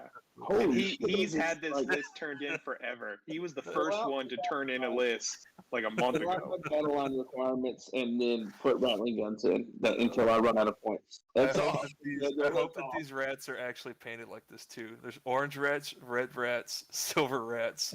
I hope that they're painted. You know they like are. that, too. Yeah, dude. That's how a man paints clan rats. What else? Yeah, I like the rat ogres with the mutations are actually pretty good now. Like rat ogres used to be completely unplayable, and now they're kind of slightly playable. So they're coming up in the world. Yeah. Oh, look at this! Look at this in his list. He's telling you where his rattling guns are hidden too. Yeah, he is. Oh, the secret knowledge. Here we go. Yeah, secret knowledge. Guaranteed 4 out of 5 of his opponents don't look at that and put that together. I think he This has is the the kind of maximum list we amount like. of rats anyway, the rattling guns, right? He has 6? Or no, he has 5. He's got 5. Yeah. I'm not sure. This is The one of those silver, lists where silver you rats only show have up. 1. This is one of those lists where you show up and you're like, dude, you're just gonna have to trust me when I tell you what does what in this list. I can't explain it to you. Like, Well, it's because it's Skaven. It's not going to follow the normal rules for the game anyways, so... yeah, Right. Just trust me, dude. Like, I know it's gonna seem like bullshit, but it's not. Like, I'm just. Stay away from those silver rats with the warp fire thrower in there. Stay away from them. Don't go near them. Right? So Kyle Corcoran in the chat has a bone to pick with you, calling his rat ogres unplayable before the Yeah. change. Unplayable. They were. How many games did you win with those red ogres? How many games did you play, and how many did you win? He played like 30 and probably won like a couple, maybe. We'll let I him think tell us. that might even be generous. I don't think he won 2 games. Hey, Evan, go ahead and scroll down. I want to see some more of this. Would you like to tell everybody about your streak that you've got with your abominations? Whatever Oh, help is? yes. Yeah, tell everybody. People about need to those. know. How Yeah, playable Kyle will those tell are. everybody in chat in a second, but we'll move on while he does that. Oh, there we go. We forgot about this. We got the Giselles in there. Ooh, I knew there was something to see down at the bottom. Hidden. Yeah. He's got a couple lot units of points in Giselles. Giselles, Mm-mm-mm. Those aren't minimum Giselle units either, right? That's it. No. 6 is there. That's where his reinforcements are. That's Yeah. 12 Giselles in there. Mm. That's 12 Giselles. That's Yeah, and they actually innately reroll, which is nice now because rerolls kind of get cut down on. So it's good to have those kind of units in your army. As long as you stay still, I believe. He says he's 6 and 56. 6 of 56. And then he failed 29 Hell Pit Abomination reses in a row. If you take the 6 and 56 and turn that number around, that's like my record in GTs. So Ooh. pretty close. Like pretty close. I got derailed off my train of thought here. Are we still talking about Skaven or what? We can move on. I think Oh, we they're can on covered it. they're on Soul Blight now. Who's next, dude? Who this? David David Rodriguez. Rodriguez. Look out, baby. Rodriguez, Playing Castella. a Blood Knight bomb. Does he have more Blood Knights than Chris Creech? Oh yes. Oh yes. Oh yeah, yeah. 25 of them. So you're the guy who Yeah. made GW sell out of Blood Knights, huh? This is the guy, right here. Woo. He has identified that the Blood Knight War Scroll is pretty good, and then it gets better if you have Rousing Commander next to it, and that Manfred's also kind of good too. I mean, Manfred nearby, yeah. I see that Well, he's Life Swarm, identified more these healing. things and put them together. Yeah, so yeah, very straightforward but strong. I think it's going to do work. Yeah, Yeah, threatens the line- everywhere at once. Yeah, hold the line makes it really hard to get all those Blood Knights are hard to get off the board, and it's not something that you're going to be prioritizing as a target. So very good list structure, and very strong in a straightforward way. There's no tricks to this army. It just is really good, and comes at you and doesn't die and kills you. Like that's what this army's going to do. In case you're wondering. Yeah, so very good. I could see this list easily going 4-1 and then contending for the 5-0 bracket. I was told that this guy had 40 Blood Knights, so I was really hoping that he was going to be running all 40, but apparently we got it down to 25. 40. So he really did buy all of them, huh? Like that's why there's a shortage. He bought them He all. didn't need 40 in any list he ever built. He just didn't want anyone else to have any. He's Yeah, like, I'm dude, gonna if you buy buy all them of all up, Yeah. I get it. That's No so one else much. can even run 15, yeah. them. He's got the That's why Chris on the monopoly. old He owned them all. 40 next- chests. We have a really fun list with Dimitri Hochard out of Austin. Slanesh. The only Slanesh at the tournament. Good for you, Dimitri. Good for you. You stay strong with them. Dude, this is his punishment for playing broken Slanesh for so long. You deserve this, Dimitri. I'll take the other angle. This is your penance for playing it when you got to play all those goddamn Keepers of Secrets in a big group. I mean, this is so few models in it. It's crazy. Bellacore and Glutos. That's cool. Yeah. And the Keeper, I mean, he's got the souped up Keeper with Pretenders with the double command traits and all that. Yeah. Slothful Stupor is going to be solid in this Mm-hmm. meta with who we're facing, but I With don't the know, man. amulet. It's, yeah. I forgot that you play this army, so you actually have input. Go ahead. Please continue. You can actually talk about it and not make an ass of yourself. Continue. Well, I just think that he's gonna all those battle line are gonna just die immediately, and it's gonna be just how long or can you take out the Keeper and Glutos that are gonna be nearby, and wherever Bellacore is, whoever he targets does that 3-up go off. You know. Yeah. I think Zach pointed this out to me earlier, but at the top, that smoke and mirrors next to his allegiance, it's like actually what the list is. It's just smoke and mirrors. Mm. Where he That's pretty cool. Pretty stops cool. Well, he's man. gonna throw the spell portal and the mirror through it. Someone's gonna summon the spell portal. He's gonna throw that mirror through it and just hope to roll 6/6s on one of the big boys for a mega or for Archaon and do 36 mortals. You know, that's what he's hoping for. Yeah. But I also wouldn't underestimate this list either. Like, Bellacore has very good abilities. Glutos. Yeah, Glutos. Glutos is going to do more Oh. damage than people expect. They're going to throw something small at him, and he's going to eat it up and heal, and he's never going to die. Exactly. Prize Yeah. sorcery, you are not killing all of those sorcerers. Yeah, for sure. So I think the list has more play than most people get Slanesh credit for. This host of heroes he's got here that's enough to win the game. Like, it's going to have to win the game, but it is Yes, enough, I think. that's good. It's going to win. Yeah. I mean, look how many points of it is in those 4 heroes. I mean, he's only got like maybe 400 points in battle line. It's Yeah, barely over. sure. And then he's a really good player too. He's always He knows what he's doing. competitive at the top table. So I wouldn't be surprised if you see this go 3-2 at minimum. Yeah, that's Dimitri's list. Good luck, sir. I keep rolling here. Next, we have Elijah Ramos, and he's in the chat right now. Also from Austin with his Fangs of Sotek list. I've actually had the pleasure of playing against Elijah a couple times now. Really good player, really good guy. And this is the latest and greatest thing that he's been tooling around with, is the Seraphon. Got the staples, got the Slan and Croak, and then he's got the Salamanders and the Bastiladons. So that's always a good firebase in any Seraphon that you're ever going to put together.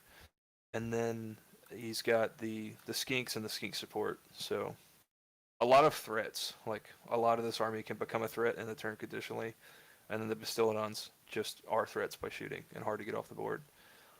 It is high drop, which is a big pitfall that the army has, but Seraphon's one of the more well-equipped armies to deal with high drop, I think, with teleports and magic dominance, and they almost want to go and get all of their buffs up before you go. So it's not terrible to be high drop with Seraphon, I think. The Soul Snare Shackles are also really good with Croak because you can keep people where you want them and just keep bombing them over and over again. Yeah, keep shooting them or wounding them and all of the good stuff, dude. Really solid list. He's going to be contending with this if he plays well. Yeah, I think so. I think Seraphon's got all the tools to compete for sure. Right. Yeah. Next. Esteban Santos. Playing from out of Dallas. He's got Disciples of Zinch. Yeah, I think he was playing quite a bit in Texas Masters before they took its hiatus, right? He was in the top 20 for a while and then like narrowly didn't make it at the end. Yeah, because he wasn't able to go to a tournament. But strong player, playing Zinch, which I still think has a lot of play. This is something that is a little bit more off the wall than you're going to see in general. Because you have the Demon Prince with Mark of Zinch, it immediately jumps out as like something that's very unique and you don't see a lot. Yeah. It does get the +1 in an aura, I believe, or do you pick one? It's an aura, I believe. So that's a good ability, and Kairos is good. A lot, especially in higher level play, because Kairos can modify dice rolls and has strong magic. So, are we gonna talk about that he has 3 burning chariots of Zinch in a single unit? Like, and that's how crazy. he can rally them and fold the reality on them. I hope that does he have fold reality? Okay, he does. So what I hope happens is that one of your chariots dies and you fold reality and kill your unit. That's what I hope happens. just so you know, I'll be cheering for it, but it probably won't. You'll probably bring back a whole chariot, and that's kind of good. Yeah. And then the pinks are obviously even with the FAQ are still annoying to get off the board. Yeah. Yeah, and they're still a solid meat shield. They're just not ridiculous. They have some interesting play into a lot of armies with their new rule set because they don't count as being slain now when they change. So there's like some interesting things you can do with them to like prevent healing in some armies or to prevent summoning points in other armies because they don't count as being slain. It's actually fairly interesting what they do now. Good. Read. And you want to see the biggest meme of this entire show? Go down to the wounds count. Yeah. And you see that 74 next to it. That's hilarious. Yeah. 40 or add 80 or add 80. Yeah. Add 80. Well, we can move on now. 74 wounds a meme. I don't know how he's going to win with 74 wounds in his army. Evan, talk. You're in here. I know you. Yeah, you could talk for this. It's your list. It's your list. He won't talk. He's scared. He's scared, dude. So we'll talk about it for him. Yeah, Nighthaunt, awful. He picked the worst units in the book and he put them all on his list. Nighthaunt's terrible. If he wins any games at all, it'll be a miracle. We can move on. Yeah, right. But I mean, I like this list a lot. It's one of my favorite Nighthaunt builds. You got the Bladegeist Revenants coming down with the Cruciator to get the 5+ ward. Those things are disgusting. Disgusting unit. He's got the Morngul and the Black Coach in the Alpha Beast pack, so they get the pregame move. Yeah, the Drakeblade Hero is really fast, and he's adding speed to all those things, all the Hex Wraiths, the monsters. Yeah, the redeploy. The Cruciator with the Revenant Bomb should be in every single. Yeah, it's scary. It's a staple. Yeah, very good. I wish there could be battle lines to give 30 of them. Yeah, to be honest. But Hex Wraiths are good minimum like MSU battle line. Like they're solid MSU battle line. Like, if you have to have MSU battle line, that's a good unit.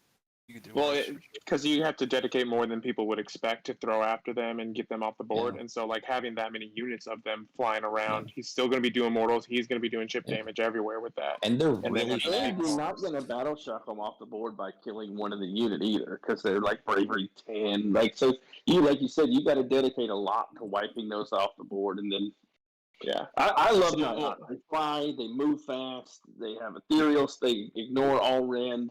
You know, it is gimmicky, but they have that fight in the hero phase. In the charge phase. I like Nighthawk. I really do. I like the Black Coach. It's a fun list. Evan and I played a game with it last week. It was a good game.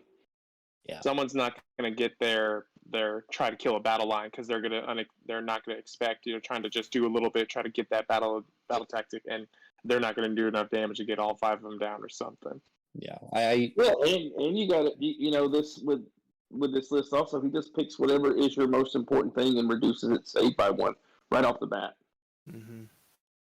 I bet he takes people off guard. I think he probably ends like 4-1 with this list.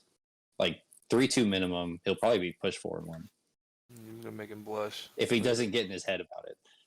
No, he's gonna go 2-3 out of spite. Hero to 0, baby. It's the opposite of Kyle. Is you win all your games and lose on day 2, where Kyle loses all his games day 1, wins all his games day 2. Or 1 and 2. I'll give you your credit. I've literally gone 3-2 at every single tournament ever that I've ever been to. So yeah, that's about it. Slightly above average in all things in life, right? Yeah, Perfect place. Isn't that the goal? Yeah, exactly. Perfect place to be. Oh, Ideal. and then hold the line's really good with that too because of the hex race. Yeah. All the reasons we said. Yep. So. All right, Gavin. You Oh, it's are my up, my list. friend. My Let us list know. here. So I decided to handicap myself with Doc to give Matt Taylor a chance. Yeah. Then we can move on. That's all I have to say. They're really overpriced, right? Why Yeah. don't you? 15 Bloodstalkers is just You a can weird Morality narrative. I and can't believe anyone would ever vote for that. Look at One this thing list. you don't normally see in a doc list is the Avatar Arcane. Tell us about why you chose I that. do want to know about that. Yeah, because you know this. So if you could look at the list and see this Hag Queen next to, and you see the Hag Queen, right? And you see that prayer called Blessing a Cane next to the Hag Queen. That prayer is pretty good. So if you guarantee that prayer going off, it makes your list good. That's the thought process. Rerolling a 5+ Feel No Pain, good. So taking that from a 66% chance to a 97% chance. And it was good. It was good enough to make me consider the 4-drop over the 2-drop, which is what I could have had access to. Mainly because if someone makes me go first, I don't care. Because then I have 5+ rerolling Feel No Pain on my bow snakes, and you get to try and deal with them. So Yeah, for Does those that aren't the familiar, the Avatar adds 1 to your prayer rolls in a bubble.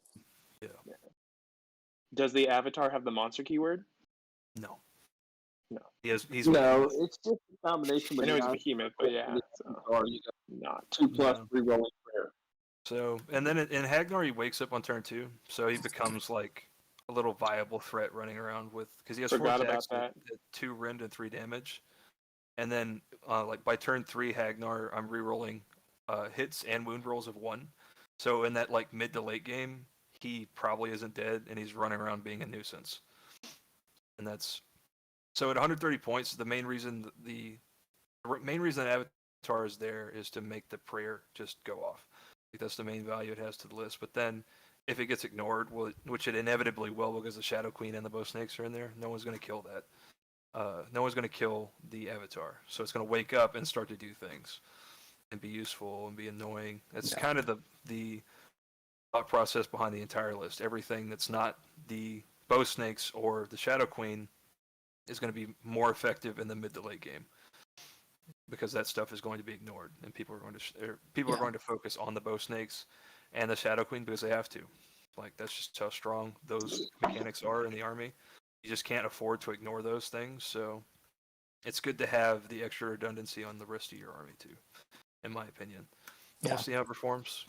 And people will squeal when that Blood Crack Shrine moves like 24 inches across the board and charges them. Yeah, that too. Tell me my tricks. What are you telling me my tricks for? And then, admittedly, a lot of this is also hobby driven as well. And that's haha the meme, but it's all snakes, and it's a very specific style and look of army that I was really drawn to when like Marathi kind of got revisited, and I'm happy I was able to stick with it and not bring in witch elves, which I think the general thought is that you need witch elves. I really didn't want to take them because I like the look of all snakes. So it's kind of the thought process behind the list in general. It's terrible. If I beat Matt, it's because of me, not because of the list. So what he's talking about there is him and Matt Taylor have a grudge for round one at our event. So all eyes on that game round one. Yeah. So you can go ahead and take this list and put it in 1-0 and put Matt Taylor in 0-1. Give everybody some time. I'm sure he'll do fine in the other 4 games. I wish him well in those 4 games, but you're not gonna look at me, Matt. You're not gonna win that game. I know you think you're gonna win that game. It's not gonna happen. But we can move on. Next we have the first in a pair of brothers that we'll be reading about here in Hammerfest, but Gavin Leclaire, the other Gavin, playing his Beastclaw Raiders with Kragnos. Some would say the Hell yeah, this man. Mm-hmm. Beastclaw. He actually played Beastclaw. I put Beastclaw as a meme mainly because it left me at Beastclaw. But he actually has Beastclaw. What's he got in here? Kragnos, dude. This is the other place that I think Kragnos can be pretty good is with Ogres because they get enough wounds to make him work, and they have enough stuff to put in front of him to keep him from dying. So I like Kragnos with Ogres. 2 drops good too. 91 wounds, red flag, but 2 drops is, if you're going to be 91 wounds, 2 drops is good. I don't know what you guys see. The him making the Frostlord it's no Maw tribe, but making it a priest is interesting. Giving it the heal prayer. Yeah, the command trait is like one of the more unique things in the game. Like the ability to make yourself a priest. Like that might be the only instance of that in the game that I can think of. Yeah, I wish like there was an arcane tome, like a generic artifact that did that. So it's a really cool thing to build around. Who wins grudge match? Where's Gavin, dude? Gavin's ego every time. Pick it. I'm picking it. Yeah, all y'all. Yeah, it's like 90% of the vote. Yes, dude. Perfect. Back to this list, dude. Better Gavin's list. 2 drop. I like the Beast Riders in 3.0 a lot because they have monster keyword and their battle line and they're quick and they have the feel no pain and they dish out mortal wounds. Like I think it's a really good unit. It's a little overcosted in my opinion. Along with a lot of the Beast Rider stuff, like the BCR stuff in general, when you compare it to other monster armies, they tend to run a little high on points, but they have a lot of tech. So if you play it well, you can make up that ground, I think. But you have 91 wounds. That's the drawback. Yeah. So that's what I see. Good luck to you with your Kragnos and Frostlord. I hope you do well. I hope you kill things with Kragnos charge. It's fun. That's the goal, right? Yeah. Who next? Who this? Goat. Your boy Goat, a stalwart of the Texas Masters community for sure, right? He's been here. He's been around as long as I've been around. So yeah. I guess it's like 2 seconds, right? So maybe he's been here for 3 seconds. He was at the GT before y'all came in for a Warzone so yeah. Yeah. He was there. OG. The OG.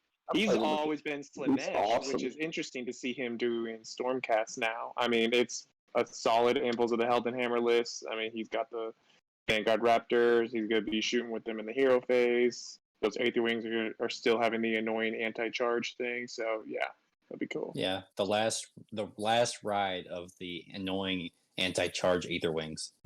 Yep. Mm-hmm. And the double shooting Anvils, because they lost that, too, in the new book. So this is the last time for it. Well, they got it baked in now. Yeah, they got 2 shots naturally now versus 1 shot in. Dude, my man's was like, I don't care about my drops at all. 14, like I don't care. And he's not the He's like, highest. all drops in my the tournament important somehow. stuff is in the Crazy. He's not I the hope- highest with 14 I drops hope that in he plays Stormcast. against the highest, so he actually gets to choose turn order. I hope the 14 and 19 drop guy have to play each other. That should be a grudge in game 1. Yeah. They should have Yes. to play each other. Yes. Yeah, long strike crossbows with Aether Wings. It's okay, I guess. Azeros is still on those reroll ones too. It's nice. Sad that that's going away. Paladors again with the movement. Like, it can get Paladors around the and- board. Hunters of the Heartlands too. Mm-hmm. This is going to be one of those lists where no one knows what it does, or like 80% of people won't know what it does. I'll know what it does because I'm a psychopath and I'll study this list, but most people won't. So you'll have that going for you, and it's actually got some really strong mechanics too. So an army with strong Mhm. mechanics and that no one knows what it does is a good recipe for winning. Yep. In my opinion. So, I think he's going to do super well with this. He's got a lot of tools, and the shooting, I mean, the shooting's good. It's good. yeah.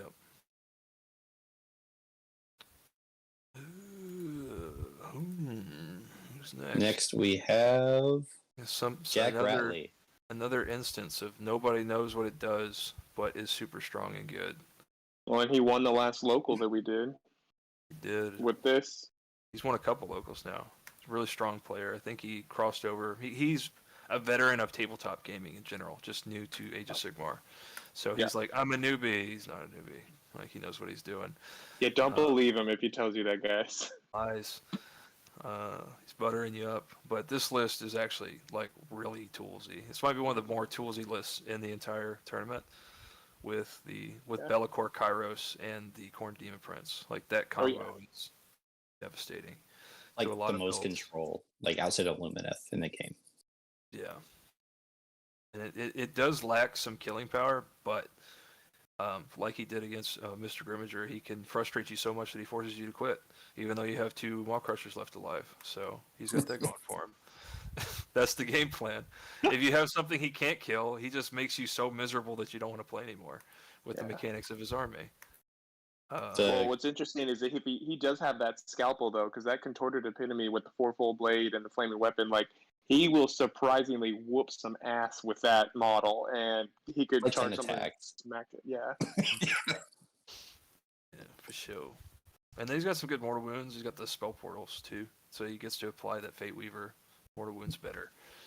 Mm-hmm. Be'lakor is actually pretty choppy when he gets into combat. So It's very similar to the Shadow Queen, actually. Yeah, just a baby Shadow Queen war scroll. She's got it's like almost the same, like attacks, the main weapon. I think he's like 6 attacks versus her 8. I think that's where it differs. It's just similar. Like it's That's very similar. similar. Close. Yeah. I'm pretty sure Bellacor's at 8. I'm gonna look it up. I mean, when I first saw it, that was the first thing I said. It's like, oh, it's a nice little mini Shadow Queen combat profile. So, Uh-huh. So it's yeah, 2 instead of 3 damage. that's what it is. Yeah, that's what that's it is. what it Be'lakor is. has Yeah. 8 I knew there was attacks, a little bit of it's difference. 3/3s, Rend 2, damage 2. Yeah, and he doesn't have Mind Razor. Yeah. That's also and he, true. And he can't reroll ones to hit or wound. And he takes more than 3 wounds in a turn. Yeah, that's Not in this subfaction, but if you fight in slaves, you can reroll all hits and wounds. yeah. Mhm. Well, against heroes and monsters, right? Yeah. But still good. Is that one ability where he like stops your model from doing anything on a 3+? It's okay. So Yeah, I mean, you got Just okay. Kairos. You got Kairos changing one of your dice rolls when it's important. Like, yeah, he's got so many abilities that, like, it's like Be'lakor shuts you down, shuts your big thing down turn 1. Okay, you get him loose, you're in there. Oh, I'm going to make my charge. I'm going to punish you. And then, bam, Kairos changes your charge roll, and now you fail your charge. So Or it's like, Khorne Demon Prince. Or the Core Demon Prince is nearby, yeah. either one. Yeah, I mean, it's like, man, it's hard to punish.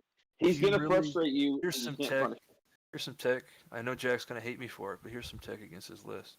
If it's your Uh-oh. turn and you want to make a charge, just use your CP to reroll your charge, and you can't change your shit because you get priority on that reroll. It's your turn.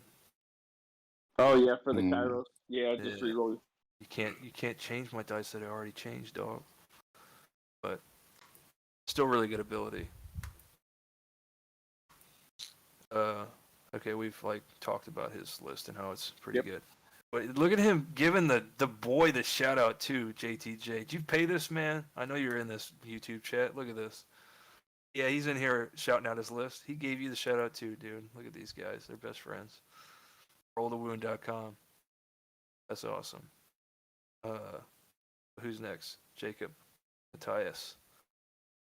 This. Do you know who this is? Blood Yeah, Killer. I've heard Dallas guy. heard about him in Dallas. Like apparently he's been like at top tables at their locals. Like really turned out to be a really good player. Like You've already been. I don't know him It personally. means nothing. If you're at top tables at Defenders of the Citadel tournaments, it doesn't mean anything. Who shit in your breakfast taco today, dude? You like the Nobody's grumpiest shitting anybody's like guy today. it's like, just the truth, dog. I think this is fear coming in. This is how Gavin's actually afraid of facing Fear? Matt, and so this is what Of it's like who? manifesting as just the I'm I'm just going to afraid. degrade the people that I'm going to play against. Maybe I am afraid, terrified even. But okay, let's not shit on this guy. What's he got? Talk about it. Y'all love his list so much. Tell me why it's good. no, I mean, I he's got didn't he's got a look at mix of all this different stuff in there. I mean, Gluttons, Beast Riders. Let's see, Huskar, Thunder Tusk, also. Just BCR with some Gluttons in there. That's cool. Like I would prefer not even to bother with the Gluttons. If I was going that deep into BCR, I would probably spend those Glutton points on some Noblars or something to screen if I needed to, or hold objectives. I don't know. I mean, I think it's a big monster list that does monster things. You know, it's going to be There's a lot of good. wounds in that Glutton unit. Yeah, there is that. Yeah, you're right. But they I would like to see a lot of these Ogre Maw Tribe players prioritize their prayers more. I think that the Stonehorde Beast Riders are good, but I like the ones on Thunder Tusk better because they let you guarantee Keening Gale, and they also provide you with a lot of mortal wound range support. So you get more of your army engaged across your entire turn rather than like I have to charge everything all at once and maybe something dies because you can't fight everywhere all at once.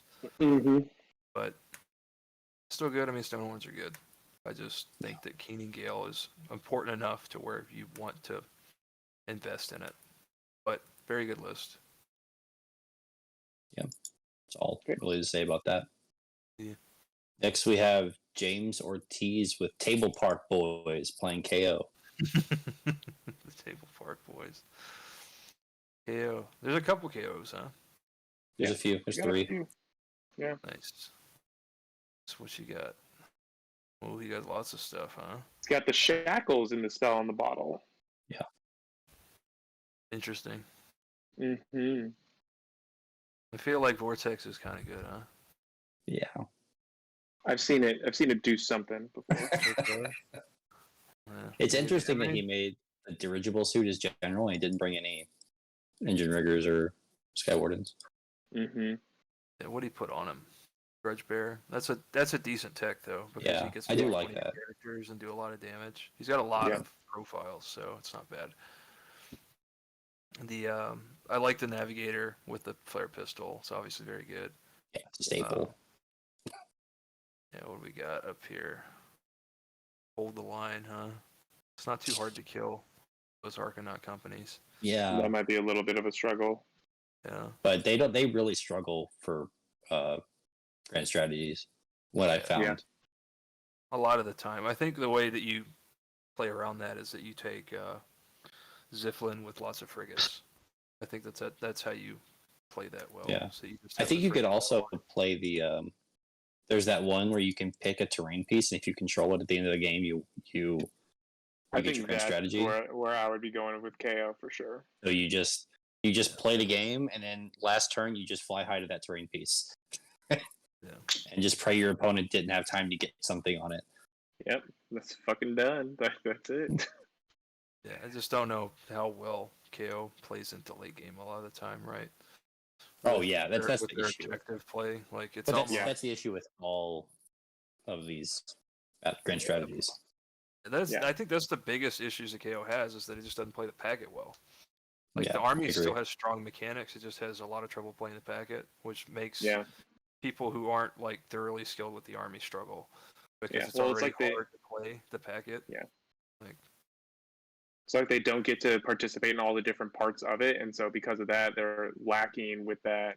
And I mean, if their one-off doesn't work and they don't take out what they need to, and they get double turned roughly, it's going to be bad for them. but it's possible to do well. There's a dude who went 5-0 For sure. with KO. Matchup dependent, I think, a lot for him. Yeah. All High right, next. drops is okay with KO too, because you can fly high. Mm-hmm. Next. Who is next? We have James James West out of Grand West. Lands, Houston. Oh This yeah. Thunderbelly's list. My number 2 draft pick. Just want to say He's that. one of the OGs. Talk about him. Talk about your OG. So I played this list before with my Archaon. I mean, it's solid for sure. He knows what to do with it. Those Mournfang do a lot more damage than people expect, and they're way quicker because he can. I think it's run and charge if he's close to the table edge. And so when he does that, like he's gonna zoom up there and just wipe some people Wholly on that play. within 12 inches, I believe. Yeah, wholly Yeah. within 12. But with the smaller table size, I mean, they're able to be within that range and still get to what they want to get to. A lot of It's definitely interesting. You think the Mournfang take people off guard? I guess people don't read War Scrolls, so I think he- people are not going to expect him to go as fast as they go because of him, Yeah. because of that. He's also taken them to because I mean they do have a lot of high damage attacks, and he hates giants right now the most. So he's talking about piling those on giants and just trying to bring them down real quick. Mega hackers, dude. Yeah, using the Gargant hackers, got to hack those Gargants. Gargant hackers. I like the Frost Sabers. Also, it's like decent little tech. Does he have the Hunter? He does not. No hunter, he's just using them as screens, I think. They're cheap screens. Yeah, And they're good. They're Not even quick. like they're not good at screening. They're just good at like taking up space. Like it's good to just have a unit that has board presence that moves that quickly. Like even if they don't do any damage, but it's only Yeah. like I guess it's okay at screening if you use all 4, but it's still not a lot. Well, if he But- needs to take it for a turn to get an objective to make sure has more than the opponent for just that turn, like you can sacrifice those two if that's going to get you the objective. You know, Yeah. who cares? That's 55 what points. they're good for sure. That's what they're good for. He's in the chat and says they're literally called giant Gargant hackers. Perhaps. I hope you kill a lot of megas. I hope you face a lot of megas or Marathis, but that's all you face. Well, no, it's such a wide spectrum. Why Marathi and Gargants? Because he's talking about how he doesn't want to face a bunch of Marathis. Oh, okay, that makes sense. Yeah, you can't kill it in Dude. one turn. Mm-hmm. Are y'all ready for some wild shit? That's the wild This shit. this next list is some wild shit. My fucking leg fell asleep. I don't know if I'm ready. Jared Brown from the Rage Babies Club playing Rage his bait. Lumineth, Realm Lords, and Syar. Oh yeah, Severith and Syar, dude. I remember this list. Oh my god. And not just Severeth. but And Go Trek. Yeah. And Go Trek. And Lumineth. One drop. How you like this? It's just wild. Gotrek would hate being in this army so much. Sentinels. Look, 30 Sentinels. Go Trek 30 Sentinels. and Severith. This is the dude who doesn't want friends. This guy. Yeah. He's like, I don't want him. I don't need him. I'll just be Gotrek? Yeah, I Like got Go Trek Spooner. and Sentinels to hang out with, dog. I don't need no friends. Gotrek would sooner turn and kill the elves than fight with them, I think. Yeah. Yeah, this is not thematic at all. It's not very narrative. -5 sportsmanship. Well, this is fun. It's different than Techless, so I'd be interested to see how he does with it. It's a little light on damage is what jumps out at me. Like even with the Sentinels, they just don't do a lot of bulk damage. Yeah. Unless you run into Gotrek. Yeah, Yeah. well, just don't do that. Don't run into Go Trick. That's the key word here. Never charge him. Everyone in here, listen to me very closely. Go Trick moves 4 inches. You don't have to charge him. And when he moves within your units, you can redeploy. So then he doesn't charge you. That means that you win easier than having to fight Go Trick 10 times instead of like maybe 3 times. Better that way. Or don't, or charge him and die, and I'll laugh. Like, maybe I'll just get the point and laugh a lot. Either way, there's going to be some positive from that. I enjoy that a lot too, but you don't have to charge Go Trick, just so you know. Pro tip. I mean, this is the first time that I'll see one of these, the Severith on the tabletop. So, like, it's going to be interesting to see how it actually plays and how he puts it to use. Since he's only got one of them, you know, it's not going to be like ridiculously annoying and stuff. With only one. Yeah. It's still annoying. Like diet annoying. Yeah. All right. But your points that you get taken away for playing Go Trick, you get them added back for not playing Techless. Proud of you. Who's next? What's your buddy Jeff? Talk about him. Jeff Millspaw. Yeah. Oh, he's still working on this, trying to get it all done. I mean, it's Nurgle. He's been working on Nurgle, trying to perfect this for a while. So, I mean, it's the standard stuff. Blades of Putrefaction on the Rotbringer Sorcerer. This looks suspiciously similar to something that did pretty well at LSO, if I remember correctly. Yeah, he messaged me talking about how he was stealing my list and he was gonna modify it, but he's gonna play a modified version of my list at LSO. It looks super fun. I mean, he's been playing tabletops for a long time, so he knows what he's doing. And so, like, I think him with this tech, he's gonna be good. And his stuff is really well painted. It's super gritty and like that dirty Nurgle. It looks awesome. Yeah, it's just going to come down to decision making if he puts his stuff into the right thing. If Blades goes off, Americans drink Diet Dr. Pepper, by the way. If Blades goes off, he can kill anything he wants in a turn. I mean, but my one question I have for him is, so he did the Harbinger thing that we talked about with Master Magic Arcane Tome for Blades. Mm-hmm. Why also take the Rotbringer Sorcerer? Same spell. He knows he can't cast it twice, right? Yeah, he knows that. Yeah, I think it was just a little redundancy. I think and that Rotbringer Sorcerer is dog shit. I'm gonna be honest. He should have just not taken anything and just been at 1845, so he guaranteed the triumph. Or 10 more Plague Bearers, like. Yeah, something. Yeah, the Plague Bearers are probably the actual play. Yeah. I think this is a fun list, though. I think, and playing Jeff would be a fun game for everyone, and like he knows what he's doing, and it'll be a fun tactical game, and just kind of depends on his matchups and where he's throwing out his. But his dice are terrible, so you don't have to worry about Blades. He's never going to get it off. Or if he gets it off, he will roll. He's Master Magic. He can re-roll it. He's going to get it off. No, he won't. He's the only guy that's ever brought a Be'lakor and failed that I've ever seen. His dice are so bad. Like, his dice are as bad as when we have like JTJ picking armies. Like, it's that same level. Well, what are you going to do? JTJ picked all of them, so it's like they're all goes down the line. He's going to get to everybody's army eventually. Yeah, that's true. Maybe when he slaughters it, it starts to slowly regenerate. So he just makes his way around again. It's like a clock. It's like a cycle. There we go. Yeah. Well, regardless, Jeff's gonna have a blast playing this list. This list is a Ferrari. It's so much fun to play. Mm-hmm. I've played against it. We had a practice game, and it's fun. It will blow you up if you don't know what it's gonna do. Oh, look, we have the Superior Archeon list up next. You see that? Look at this. Jeffrey Viscaiatis with his Reapers of Vengeance. What Archeon? What are you talking about? No, he's not playing Archeon. Yeah, he's not playing Archeon. He's not in there, man. No. What? What is this? No Archeon? Jeff's not playing Archeon? He's playing Starbrand. He's got Starbrand and in here. Scar, Bloodwrath. You know what, dude? I respect Demon Prince. like Bloodthirster. I almost dismissed this list. Scar Bloodwrath is crazy too, because you can just you roll a 4 up at the end of every movement phase. If he's dead, he comes back. Yeah, and he's got 6 Soul Crushers in a unit. Yeah, Starbrand fighting with the Bloodstick Raider is actually disgusting in Reapers. He gets like 4 attacks with that 8 mortal wound axe. It's like guaranteed almost. Well, he's got. Let's see. Did he bring Wrathmongers? No. Usually, you play the Bloodstick Raider and you bring a unit of Wrathmongers to follow him around so that you get 3 attacks with it. So many drops. That's the one thing that kind of jumps out. 11 Yeah. drops, a lot of drops. Yeah.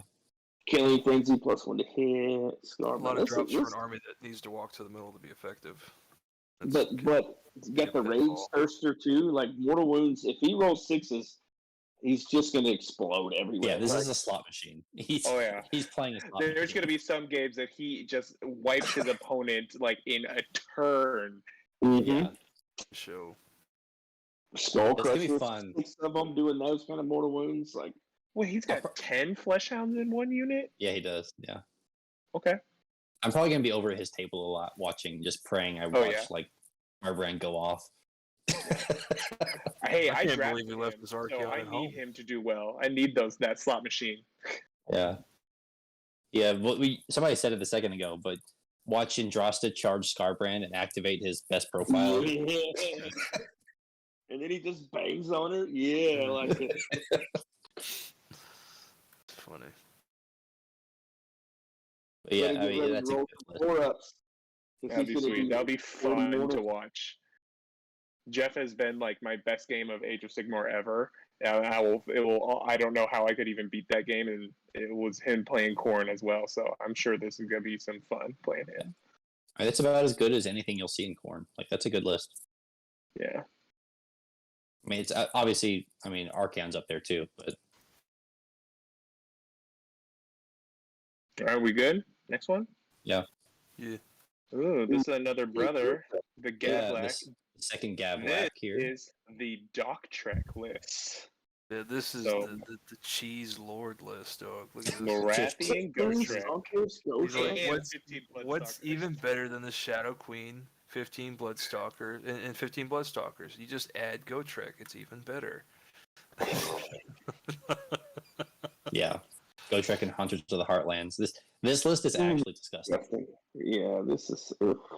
We're not going to need to worry, though, because he's flaked out on every GT, so he's not going to come anyways, so we don't need to worry about it. Terrible.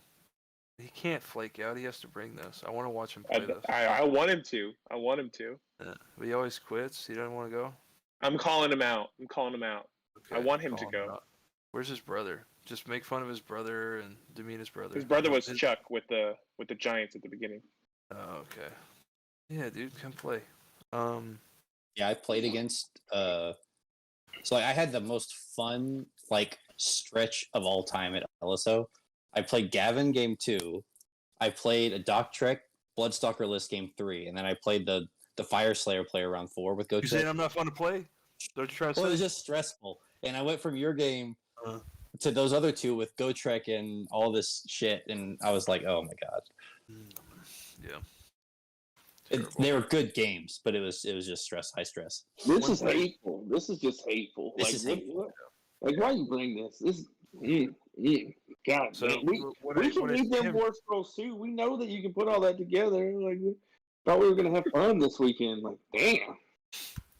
The trouble I see the list running into is that anyone that understands how the doc list works is that knows that the stalkers are like the engine that drives the army.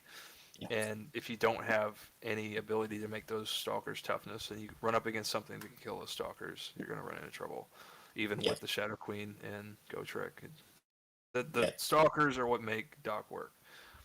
So That was exactly what happened in my LSO game. I just killed the stalkers turn 1, and So I think this is primed to go 4-1.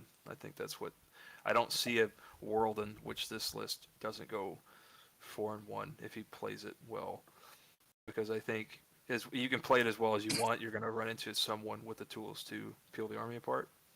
Yeah, and it's too good if you don't to not just run people over. So it's like very, very 4-1-ish is what I see. Yeah, I can see that. Your boy Jeff Millspaw has the tools to peel it apart. We'll see if he can.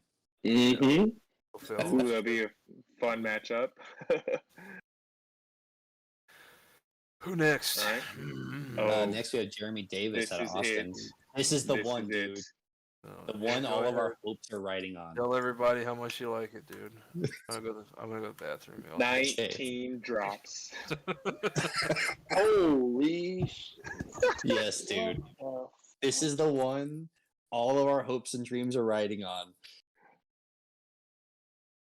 Gavin had to walk away because of how amazing this list is. That's what's up top? Let me see. Scroll back up. Thankful. Thankful with Thankful. four for the flamethrowers. God. 2 Yeah. units of 6 rat ogres, and then how many units of giant rats? I mean, I can't even Yeah, it's a count it. lot. I don't know. This all is of the them. most Kyle Corcoran list I've ever seen. I mean, this is just awesome. I hope it does great. I mean, Yes. it's got the potential to. I mean, yeah, it's That's nuts. very thematic. Narrative points there for having 13 units of giant rats. Hell Oh, yes. yeah. Yeah, that's awesome. Man, and I don't know if anybody in this chat has ever seen Thonkwall with 4 flamethrowers do an Unleash Hell against a horde. It's comical. He averages something like 240 dice against the 60 block of like zombies. I think, yeah, it's 240 dice. Yeah. There's 120 mortal wounds on average to a 60 block that charges him. Yeah. It's like, So Gavin rolling below average did 72 mortal wounds. oh no, that was when we played at that local. Gavin was playing against Kevin, who charged him with 30 Graveguard. That was a 30 block. Oh, yeah. that was 30? It was 30 Graveguard. Oh. He charged 30 Graveguard into Thonkwall with 4 flamethrowers. Thonkwall did 72 mortals with Unleash Hell. It's comical. Doing just he could have killed 60 Graveguard with that Unleash Hell. That's nuts. Oh my gosh. I mean, this is going to be awesome seeing this list on the tabletop. I mean, I think it's terrible in power, but we'll see what happens. Yeah, they're doing a vote in chat of whether Kyle Corcoran has been replaced or not. Oh no. Oh no. But yeah, I mean, it is kind of a meme, but this list isn't terrible. I mean, Thonkwall with the 4 warp throwers, that he really, you can't charge him with hordes. The rat ogres with all those mutations and the reinforcements, they're pretty tough and can spit out damage. He's got a bunch of chaff he can throw in your way. He can heal it and bring it all back with the life swarm. It seems like a meme, but if you let it, this thing will catch you off guard. That'd be awesome. I can't wait to see that. Yeah. I didn't see it, but I'm sure Death Frenzy's in there. Like, Rat Ogres with Death Frenzy are nuts. He does not have Death Frenzy. Nope, not that. No Death Frenzy. No Death Frenzy.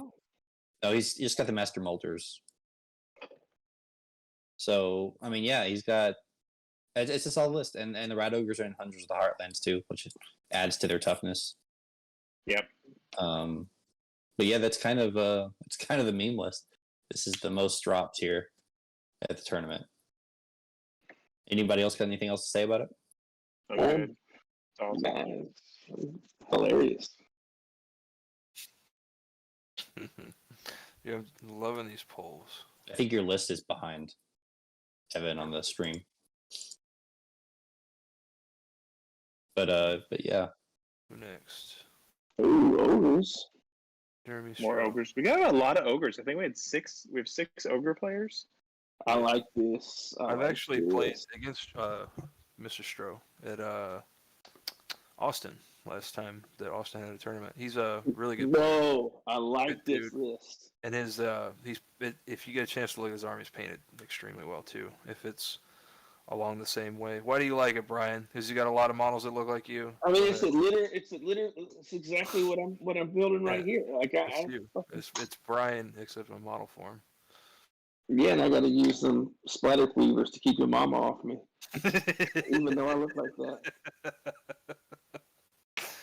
There's something to splatter on your mama. But man, I mean, it's awesome. Big chunks of gluttons, like 12, 6, and 8. I would 4. like that 12 8 block iron guts. to be the full-on big block. This is true ogre mod tribes, like no beast riders. It's all Get that out all of here. beef, dog. 149 wounds. Mm-hmm. It's a lot of meat. I'd like to see some iron blasters in there, but whatever. It's fucking great. It'll catch people off guard too, because the shit is not easy to move. No, nice drop of the red stuff. They're getting and it trades well. Like you can trade. It's hard to kill these units, and then if you kill one, you've committed a lot to kill that one unit. And he's still got the other big units. So Yeah, it takes a lot if you're going to pile into that 12-man glutton unit, which is probably, or the 6-man's going to be in front of the 8-man Iron Guts. You kill that 6-man and the guts just tear you up. You got to do 48 wounds. Like a lot of stuff is being geared towards mortal wounds and just doesn't have the ability to make that number that big anymore. Like 48's a lot. So yeah. Okay, but ogres, more ogres, lots of ogres. One of the more popular armies. It's nice to see all the ogres. They're always a fun army to see. Next is our boy Jimmy's side. This is the boy Jimmy, dude. His stand partner in crime. Playing Taker Tribe. Yeah, more giants. I thought I liked Jimmy. Never mind. This fits their theme. Let's be honest. Minus 10 reputation, dude. That's what you get when you play giants. I mean, Dan Norris has giants too. Yeah, he's got the movie monster ones too. They look really funny. Yeah, funny. I mean, awesome. But no, Jimmy's a good dude, and giants are awesome to see. They're actually, like, despite the reputation, really fun to play against too, because it's like a boss in a video game, like where you're trying to kill the big thing, and like it's true. You have an army versus 4 models, yeah. Yeah, it feels cool to kill them. Yeah, even when you lose to them, it's not like you're not losing to Lumineth. Like that might be the most painful thing. Yeah, you got to play your army.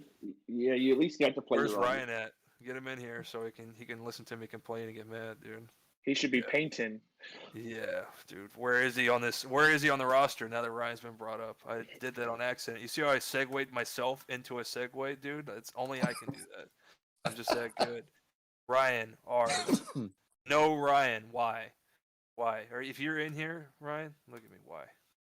He's not. But we'll go back to this guy's list now. With Sons of Behemoth. Yeah, you have 4 pages of rules. Next. I'm tired of talking about Yeah. Jody Stubblefield, more KO. Oh, cool. And Gotrek. KO and Gotrek. He's one of those hangover people that you like so much. Mm-hmm. So this is who Dan Norris is playing? Yeah, this is Dan Norris's grudge. Just Gotrek fucking KO, dude. At least that's more thematic than fucking Lumineth or Lumineth Gotrek, right? I like that. I like this 100%. More than that. And he does have the Gunhauler battle line, which is funny. Yeah, I mean, he's only got how many models? Like 9. I actually don't 15, hate that list. 15 in models, 3.0, where you have like the 13, or I guess it's not 13 anymore. You have less because they went up in points, but many gun haulers. Like if you have like 11 gun haulers and hold the line, how are you gonna kill them all?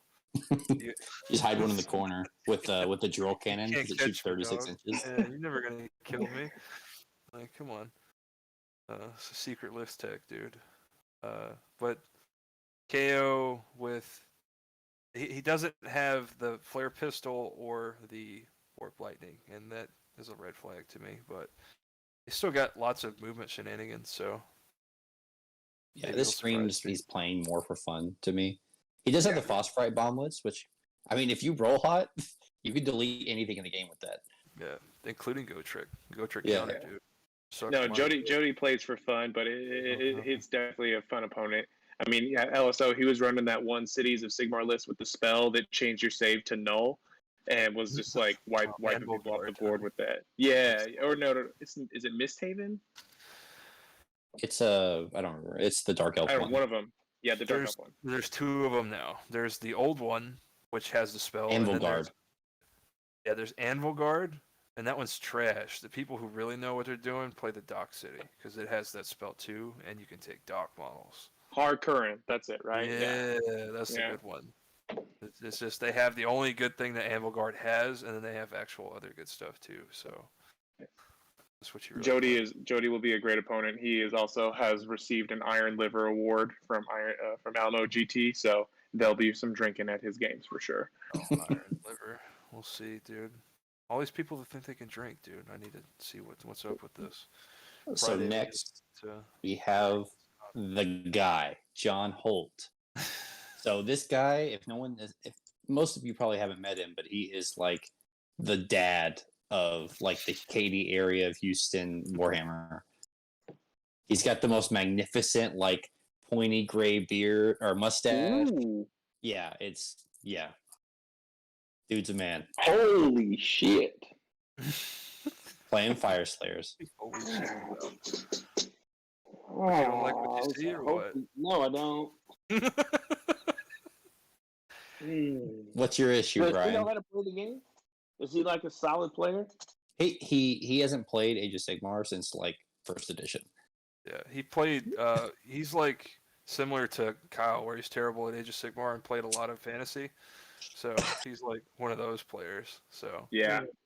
really, really good, like complete knowledge of the game, like all the way back. You know, 5 years he was playing the game, but Yeah, he he's hasn't always played See as this much. mini bulk. Like, oh man, I'm a well some Fire Slayers. We hadn't seen him in a while. Yeah, he was joking about it before the event when he signed up. He says he's been playing. He's been in this hobby for 26 years, and this is the Yeah. first event he's ever been to. He just heard about it. He's like, hey, that sounds fun. When is it? It's like 2 weeks. Yeah. He's like, well, send me a message. I want to play.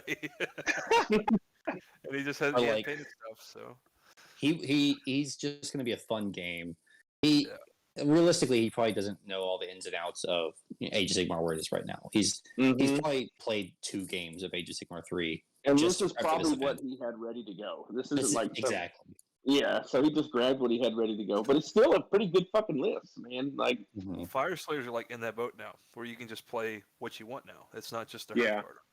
Yeah. Like everything is good. That's good. I think that's good. Yeah. I honestly don't know what some of these other units look like. I've only seen the Hearth card. They look the Well, same. Yeah, they they look the same. Some are on big fire dragons now. But like no Um, shit, like I think that book has gotten, as far as like overall health of the book, has gotten like had the most improvement out of any book in the range.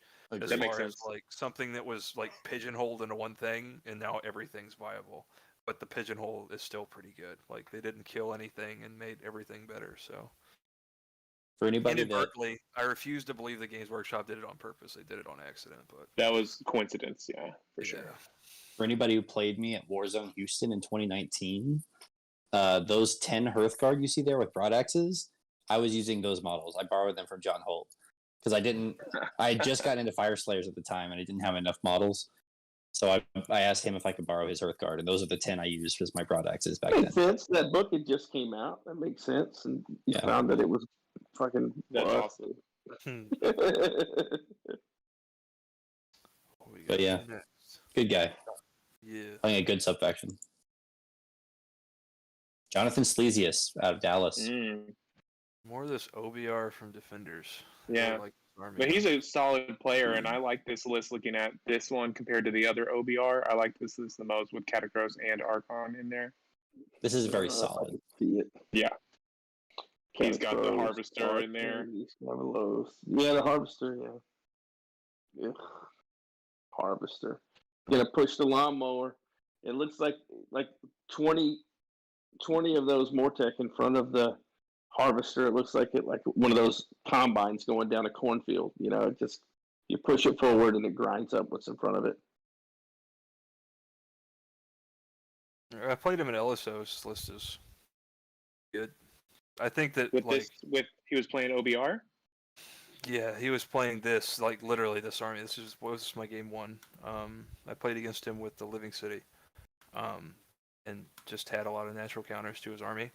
But it's really good. I think that if you're gonna play OBR, you're playing the Arc and the Black and Catacross together. I think they synergize really well with the army and give you a really good mix of spells and buffs and debuffs in like a nice little like whatever 900 point package or so. Like it's just a good way to start your armies. That plus something like and there's a few ways to build off of those two characters, but they complement each other so well that like you're gonna find a lot of really strong builds with those two characters as the centerpieces. Yeah. I agree. Yeah, there's not much else to say about it. It's just straightforward. Yeah, it'll grind you out. Yeah, where I think OBR is right now is that their their points got modified in a way to where you always feel like you're missing one thing. Yeah, I Like agree. you always feel like you're missing a catapult, or you always feel like you're missing a harvester. Yeah, you end up with like 135 to 155 points left, and you end up just throwing like a soul mason or something in there to make up for those points. It keeps them from optimizing into the top tables, I think. But they're like real solid 3-2, 4-1, and then if you get the right matchups, you can go 5-0. I think is where OBR is going to sit for the time being. Yeah. Well, next we have a really solid IDNet Deepkin army from Jonathan Suarez out of Houston. I think I've met this dude either. Too So many sharp. players. It's like I a mean, Kellyanne it's core. It's yeah, a A Kellyanne lot of core more variation. star. Yeah, no flip tide. Sad. Yeah.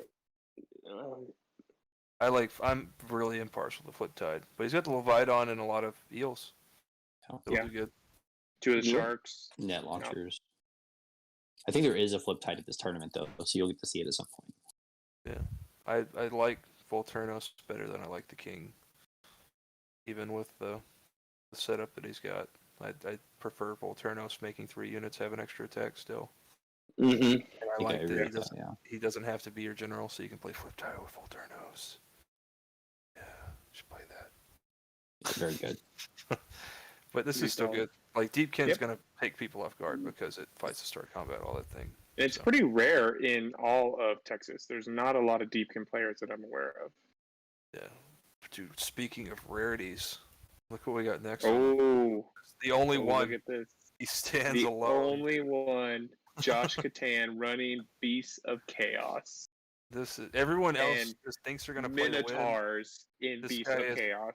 Already won.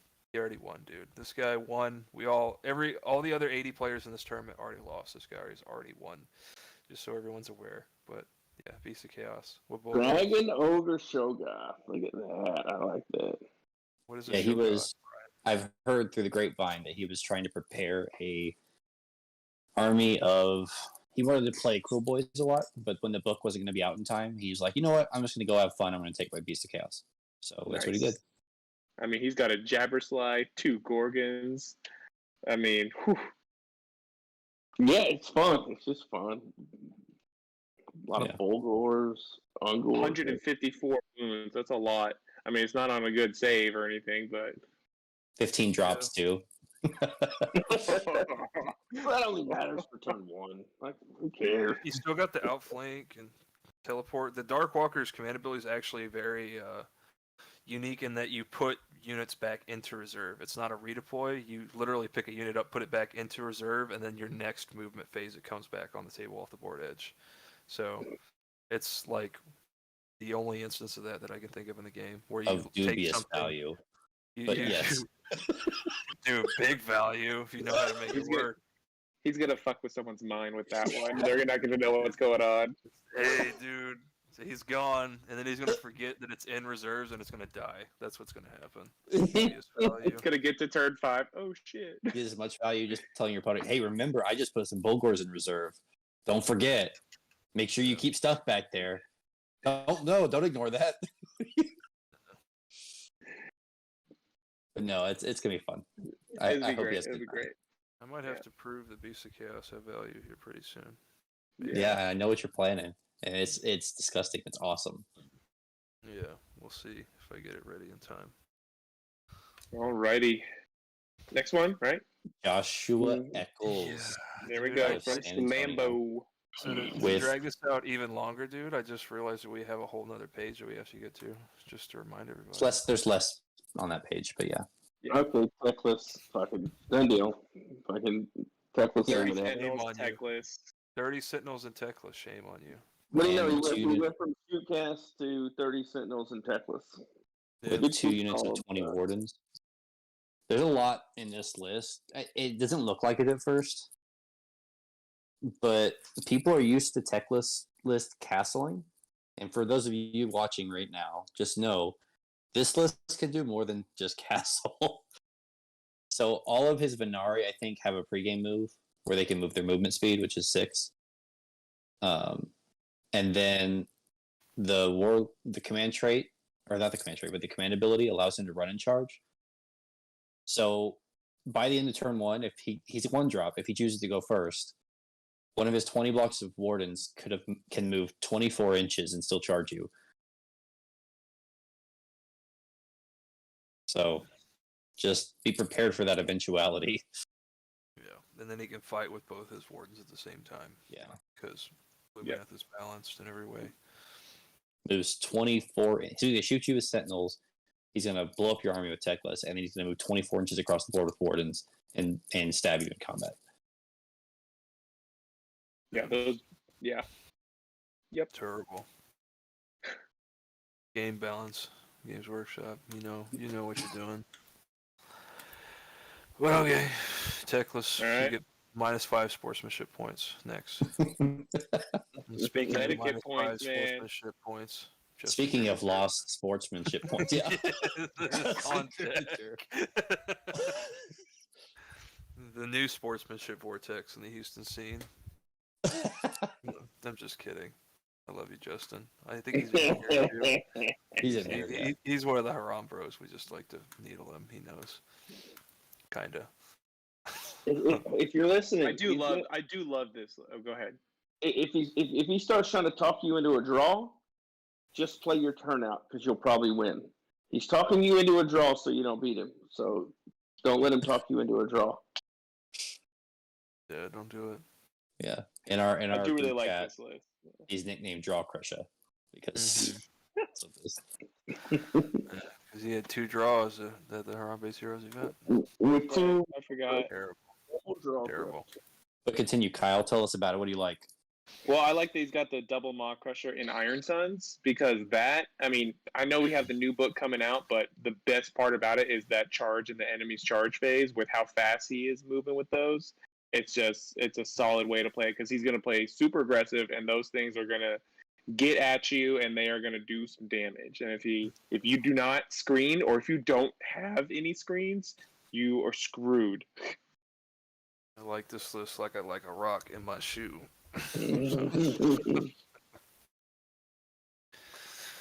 But yeah, and then smashing and bashing with 2 Maw Crushers also good. So, Yeah. and then charging in your enemy's turn also good, etc. 2 draws. He's got a good bid to try and get that reroll charge. Yeah. If he's taking it. No, he's taking auto pass battle shock. Never mind. Giant brain next.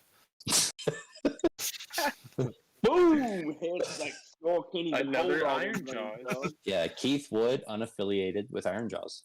Oh boy. Another. I I think double Keith Maw is from Crusher. Dallas. I'll double check. I'm pretty sure he's a DFW guy. He's playing the tank Mega Boss with the Ironclad command Yeah, trait that gives it he's +1 not save. playing a sub-faction, so he could play the tank mega boss. Ironclad Yeah. Amulet Destiny 2+, or whatever, reduce Ren. I don't know what the fuck It's it 2+. makes it tanky. It makes 2+, it a 2+. 5+, feel no pain. Cool. And then the Golden Tooth making his stuff have no battle shock. I like that he's built more into his battle line than Double Maw Crusher. I like that there'll be the 2 modes of thought, and you see which one kind of has more success. He's got about 30 more wounds because he did that, so can be more valuable against some things. Justin has texted me saying his triumph should be +1 to wound. Likely. Too story. bad.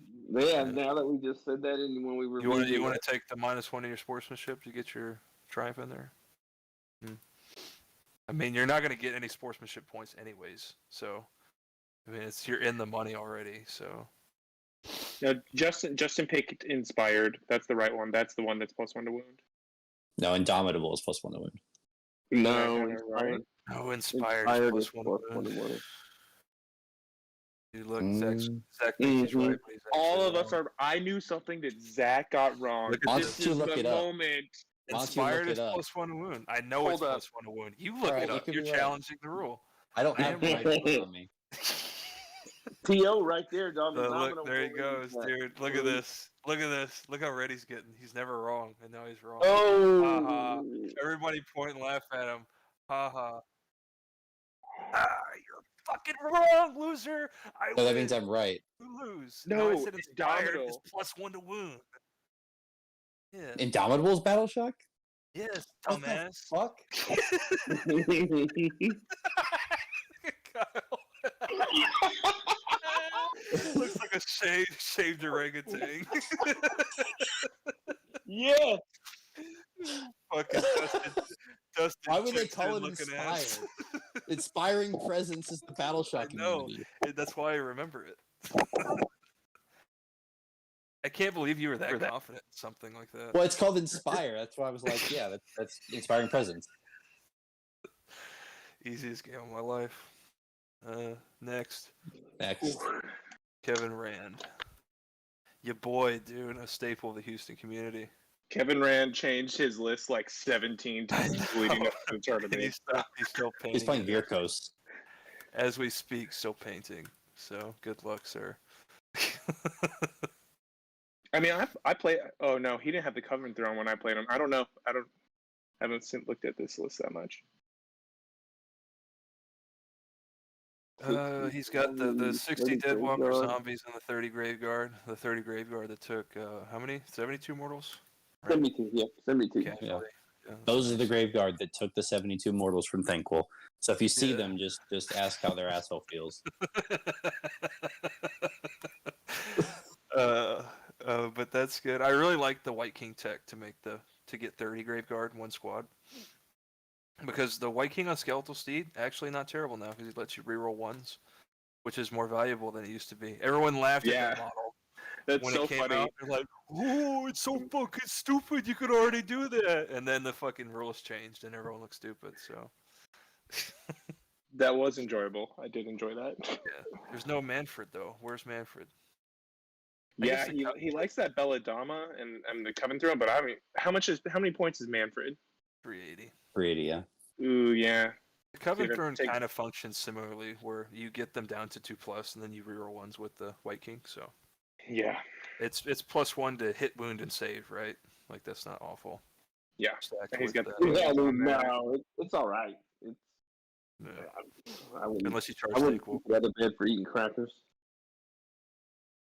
Dude, look at Zach. He's still mad that he was wrong. It's gonna I'm be surprised. It It's doesn't gonna be happen that often. 1:46 in the morning, and he's still gonna be thinking about how he's wrong. dude. I'm gonna remember this moment forever. You better. It's never happening again, He's gonna dog. be Never. Manfred rocking his baby It's back to literally sleep, never and just happened. staring angrily at his wall, dude. I'm fucking so happy. I'm gonna get inspired tattooed on my chest. But then it's 2-drop. That's good for these because he can put a lot of this in the grave and pop up in front of you. Be super annoying. Mm-hmm. The Sanger Sun on the zombie dragon's really good. All his extra attacks. He takes flaming weapons still because he's an animal. He wouldn't listen to me when I told him to take pinions. No one listens to me when I tell you to take pinions because no one thinks that 20-inch move is better than 14, I guess. That's okay. I can be right and you can be wrong. Next. Hey, so there's a question that came up in chat. Just get y'all's opinion. JTJ is asking, in our opinion, you only get one command ability in combat. What's better for Graveguard? We roll ones to hit or +1 to hit? So I don't think is it combat? He would know. He's reviewed all these war scrolls, but I think that Coven Throne is like in the hero phase. Right? I'll double check it. I know that Manfred's is in a bubble, that's why I like it, but I haven't really explored the Coven Throne if it's in combat or not. Well, regardless, if you had to choose, what would you choose? Reroll ones I to think hit the or +1? I think the +1 to hit is mathematically better, well, right? +1 to hit, wound, and save is better than reroll ones to hit, right? Mm-hmm. Yeah, this is better. Yeah. But I thought you could stack them. No? I don't know. I was just curious. Yeah. I know you can 100% stack Manfred and the White King, and that's like awesome. So you should do that. That's my professional opinion. He gets The both. Coven Throne is hero He says he phase. gets both, and I would say that he's wrong just to be counterproductive, but Kevin has already proven me wrong, so I believe Kevin. He has the equity built up. The proven wrong equity. Yeah. See, look at him, dude, coming up in the world. But that's yeah, those stacked together are really strong, especially if you can get the. Does he have the Necromancer, or did he take it out? Yeah, he took it out. He Took was it being out. difficult at the tournament. I told him he was dumb, and then he laughed at me and walked away. So we'll see. I think Graveguard are good when you can fight twice, but if you don't ever get the spell, I guess you don't ever fight twice. So True. it's a fair point. Whose list is this with more health? Keyshawn Johnson. Yeah. Dude, I Keyshawn didn't know the Johnson. Buccaneers receivers playing Age of Sigmar now. Did they fire him from the NFL Network? Now he's coming out here and playing How fucking awesome would that be if that was really him? Dude, if he just showed up and was like, "Hey, I'm here to play Age of Sigmar," Yeah. that would be awesome. So he's got That's how Death his- Frenzy. That's how Yeah. his name is spelled. So 6 Storm Fiends. Yeah. 6. He's got the bell. Yeah. Help Oh, it. I mean, he's yeah. kind of got a lot of that stuff. Random stuff. Yeah. Mm-hmm. A rattling gun. Thomas made a dick joke in the chat. I just wanted to acknowledge that. It's very, very funny, Thomas. Nothing random about 6 Storm Fiends. Okay, JTJ clarified. He said he knows he was stacking both, but he was just asking in general, what would you choose between reroll Plus 1s to one hit and +1 to hit? +1. Well, it's +1 to hit, wound, and saves. So Yeah, I think he just meant not that command ability, but just reroll 1s to hit or +1 to hit. What would you choose? oh, on if you hit on I think I would rather have if the threes reroll. rerolling ones is 80%, and 5 out of 6 is like 83%. Yeah, Yeah, you can get the 83.6. +1 83 for point whatever. a CP, Yeah. for a command So point. You can just- 83 is higher than 80.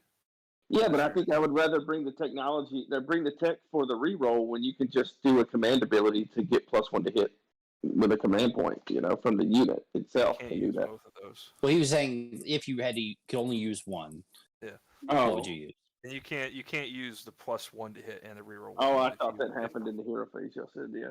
Well, the No. Coven Throne is the +1 to hit, wound, and save. He's just asking Yeah. Okay. +1 to hit or reroll ones. Yeah, like if they were off on their own, not near the Coven Throne, like would you But if you use have the generic -1 +1? to hit, if you have an innate -1 to hit that you're going into, you probably want the +1 to hit. Mm-hmm. I think you just want the +1 to hit all the time. It's just better math. Yeah, Even with threes agreed. rolling ones. Yeah, and the lower your hit rolls get, the more you want the +1. Yeah. The 2's rerolling ones, optimal, 97% success. Yep. Yeah. That's a big number. Okay, back to. Anyway, back to Skaven. Yeah. Thanks for the Keyshawn. math lesson, guys. Yeah. Back to Keyshawn, dude. Talk about Keyshawn's list. I don't know Skaven that well. 6 Storm Fiends do a lot of damage. Does he And have the a health reroll hit? hits and wounds? Yeah. Yeah, So he does. more and more warp power makes him reroll hits and wounds in all phases with those Storm Fiends that he's going to use it on. That He's got Vigor Vigor Dust Dust. Injector does something. What does it do again? +1 to hit and charge. So Yep. he can go through the null holes and have an 8-inch charge. Mm. And that, Or that you- +1 to hit stays, right? Until your next hero phase, yeah, and then you take No. damage. So yeah, so if you put that on the Storm Fiends, they're unleashing hell at their ballistic skill, at their normal Ooh. hit rolls. Yeah. Nice. Yeah. Yeah. Ooh, those, Which those they have a Storm Fiends are good. disgusting Right. unleash hell. Yeah. Yeah, like don't charge it. Like thankful and them. Like charge it with something stupid and then charge it. Yeah, they might have the two best. That Skaven probably has the two best unleash hells in the game. Like, and then followed closely by Sentinels. Yeah. Cool. Next. Kit. Kit Reich. There's Reich. your annual fucking best painted army here. Paint meta. Yeah, I mean he's got a good list. He went 2-3, 3-2 at LSO. But he won best painted like he always does. Like he's gonna win here too. I'm sure someone's delusional and thinks they're gonna beat Kit for best painted, but let me tell you, you're not gonna win. So sorry. Careful, Carlson would call you names for saying that Yeah, before yeah. you see the army. If his mama calls me all kinds of names too, so. What was it? The nepotism? Yeah, that's the word. Yeah, he called you nepotistic for saying Yeah, Kit's gonna win well, the best shoot. painted. That's one of the few. Well, it's one of many istic fucking things that you can refer to me. It's fine. But yeah, he's got dead walker zombies, death rattle skeletons. He's made some like very clear sacrifices in Yeah. terms of army power for aesthetic, But but yeah. yeah, for the things it's he still wants to Soul do. Blight. Like Soul Blight's Yeah. still fucking awesome. Yeah, So he's still got Manfred. Like it's still strong.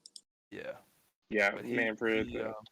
he's not super into competitive play. He's he knows his army and plays it well, but he's not like he's definitely focuses the majority of his time on painting. Great guy too. I was able to talk to him for a little bit also. So Caleb in the chat says Kit got beat in painting at their latest local tourney. By who? By who, Caleb? Y'all must have been grading on a curve. Like y'all didn't count Kit. That's all. it's nonsense. Maybe there's one dude up in I think in Dallas that I've seen him paint like Deepkin pretty well. That might be. Who he's Ooh, talking yeah. about. Yeah. I think I know who you're talking about. Michael W. brought the painting. Michael heat. Wynn. Yeah. Wynn, Apparently he's so- really, Oh, really and I good. think- He's coming to this tournament too. I think he's a Deacon player. So The challenger approaches. So maybe he won't. Maybe Michael will. Yeah. Man. So everyone can have a chance to just tell Gavin to shut the fuck up. or no, he's playing Doc. Ooh. Yeah. Maybe I'll have the second best painted dock there then. Sad.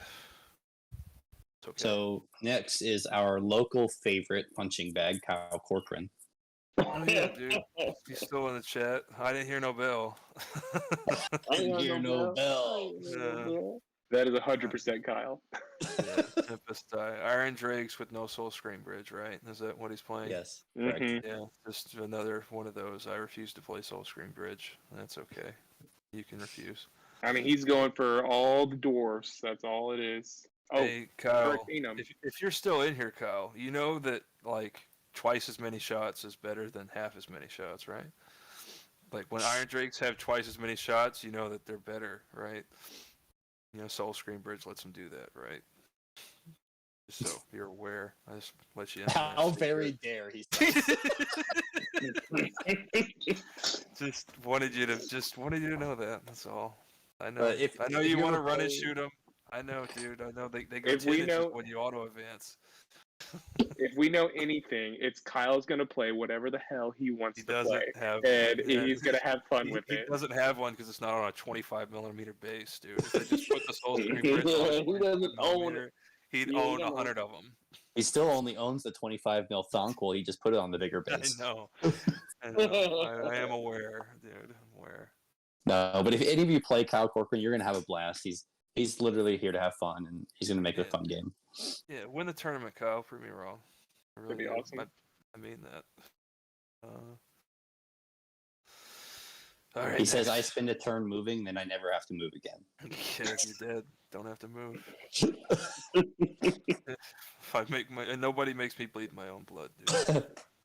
So next up is actually one of my favorite lists at the event. Marco Hernandez let's go, Marco. Huh? playing Big Let's Law. go. And I Let's adore go, this list. Marco. 183 wounds. Yeah, damn. So like if I was gonna like with the old Warclans book, if I was gonna build a list that I would want to play, it would look a lot like this. This is a very good list. So walk me through the tech of the 30 Savage Orc Arrow Boys when we don't really have the Cunning Ruck anymore. So I mean it's still 90 shots. Mm-hmm. And he's casting where's that spell? The Breath of Gorkamorka. No. So you know what? Never mind, I take it back. He didn't bring Brutal Beast Spirits. So Brutal That's Beast one. Spirits, he doesn't have it here in this list. But what you're really doing with this unit is you're casting Brutal Beast Spirits on them. He's not going to be, but what you would be doing is you're casting Brutal Beast Spirits, and that gives it +1 to hit into your next hero phase. Mm. So it's 90 shots. If you cast Breath on them, they're moving 10 inches, shooting 18, so it's 28 inch threat range, hitting on 4s. It's just a lot of shots. You can get it down Yeah. to hitting on 2s in big Well, wall. they don't get those bonuses anymore. He but does have that. He does have that triumph that lets you have +1 to wound. What is that triumph called again, Zach? Inspired dog. Yeah. So he can get +1 to wound once a game, but the nice thing about the 30 Arrow Boys right now in this meta is you can unleash hell with them, and if you have Brutal Beast Spirits up, they're hitting on their natural Yeah. ballistic skill. So you're charging into like 15 to 20 saves. So it's not nothing. And then when you get there, they hit you as hard as they shoot you. Like, Yeah. like you make the mistake of thinking, "Oh, they got bow and arrow, not going to be good in combat." they It's just like the same they melee just- profile. yeah, they regular turn, orc. They just turn They the hit bow better. sideways and beat you with it. Like it's just like whatever, dude. He's the Brutish Cunning Mega Boss. He's got Ooh, the Metal 6-4 Rip. run. This is the Yeah. last run of Metal Ripper's Claw. Yeah, the last run before the whole army gets one rin, an extra rin every turn. Ugh, God, please. You know what's even better than a double moving Maw Crusher? A triple moving one. Woo! I'm fucking so excited. I'm not. Please continue. Don't let me derail. Alright. Derail the Yeah. conversation. But yeah, it's good. This is a strong list. He's going to contend sure. with this For sure. if he plays it well. You know, Doubt. Impossible. he dropped the giant he was playing at LSO for the Maw Crusher, which is just stronger. It's just an upgrade. Yeah. Agreed. Oh, Marcus Miller playing the dash. Yeah, so Nagash Petrifex with that Mir Kanan or whatever. Yeah, spellcaster, cool dude. I think that there's what, like 5 or 6 OBR players. I think they're literally all from Alice. Huh? I think most of them are. That's interesting. It's funny that they're all from Dallas and Matt Taylor's playing. Yeah, you ever heard Oh, Follow the Leader? That was a game we played as kids. Follow the Leader? Is They're that following Daddy. Yeah. Following Daddy. I mean, I know that Marcus does well, and he. Yeah. Do I this is a keep strong making list. jokes? Y'all already chastised me for making a bunch of jokes earlier. I feel like I've already played that out. Do I need to make I will more continue Matt Taylor jokes? You can do you, but I will continue to chastise you. I want you to Oh. understand that. Well, Dallas will have a new daddy after this weekend. They'll have new. They'll all be playing Doc after this. Driving up the grapevine serving him an eviction notice. Yeah. I'm just kidding, dude. Yeah. No, Marcus is a great player. You know, He's solid.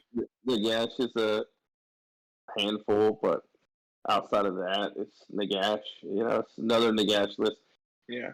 I don't know how Marcus plays Nagash though. How is he one that's gonna throw him in there and try to charge up all those arcane bolts and go in, or yeah, because he's got the burning head. That's what you're gonna do. You're gonna burning head yourself, and then you're gonna charge up 7 arcane bolts.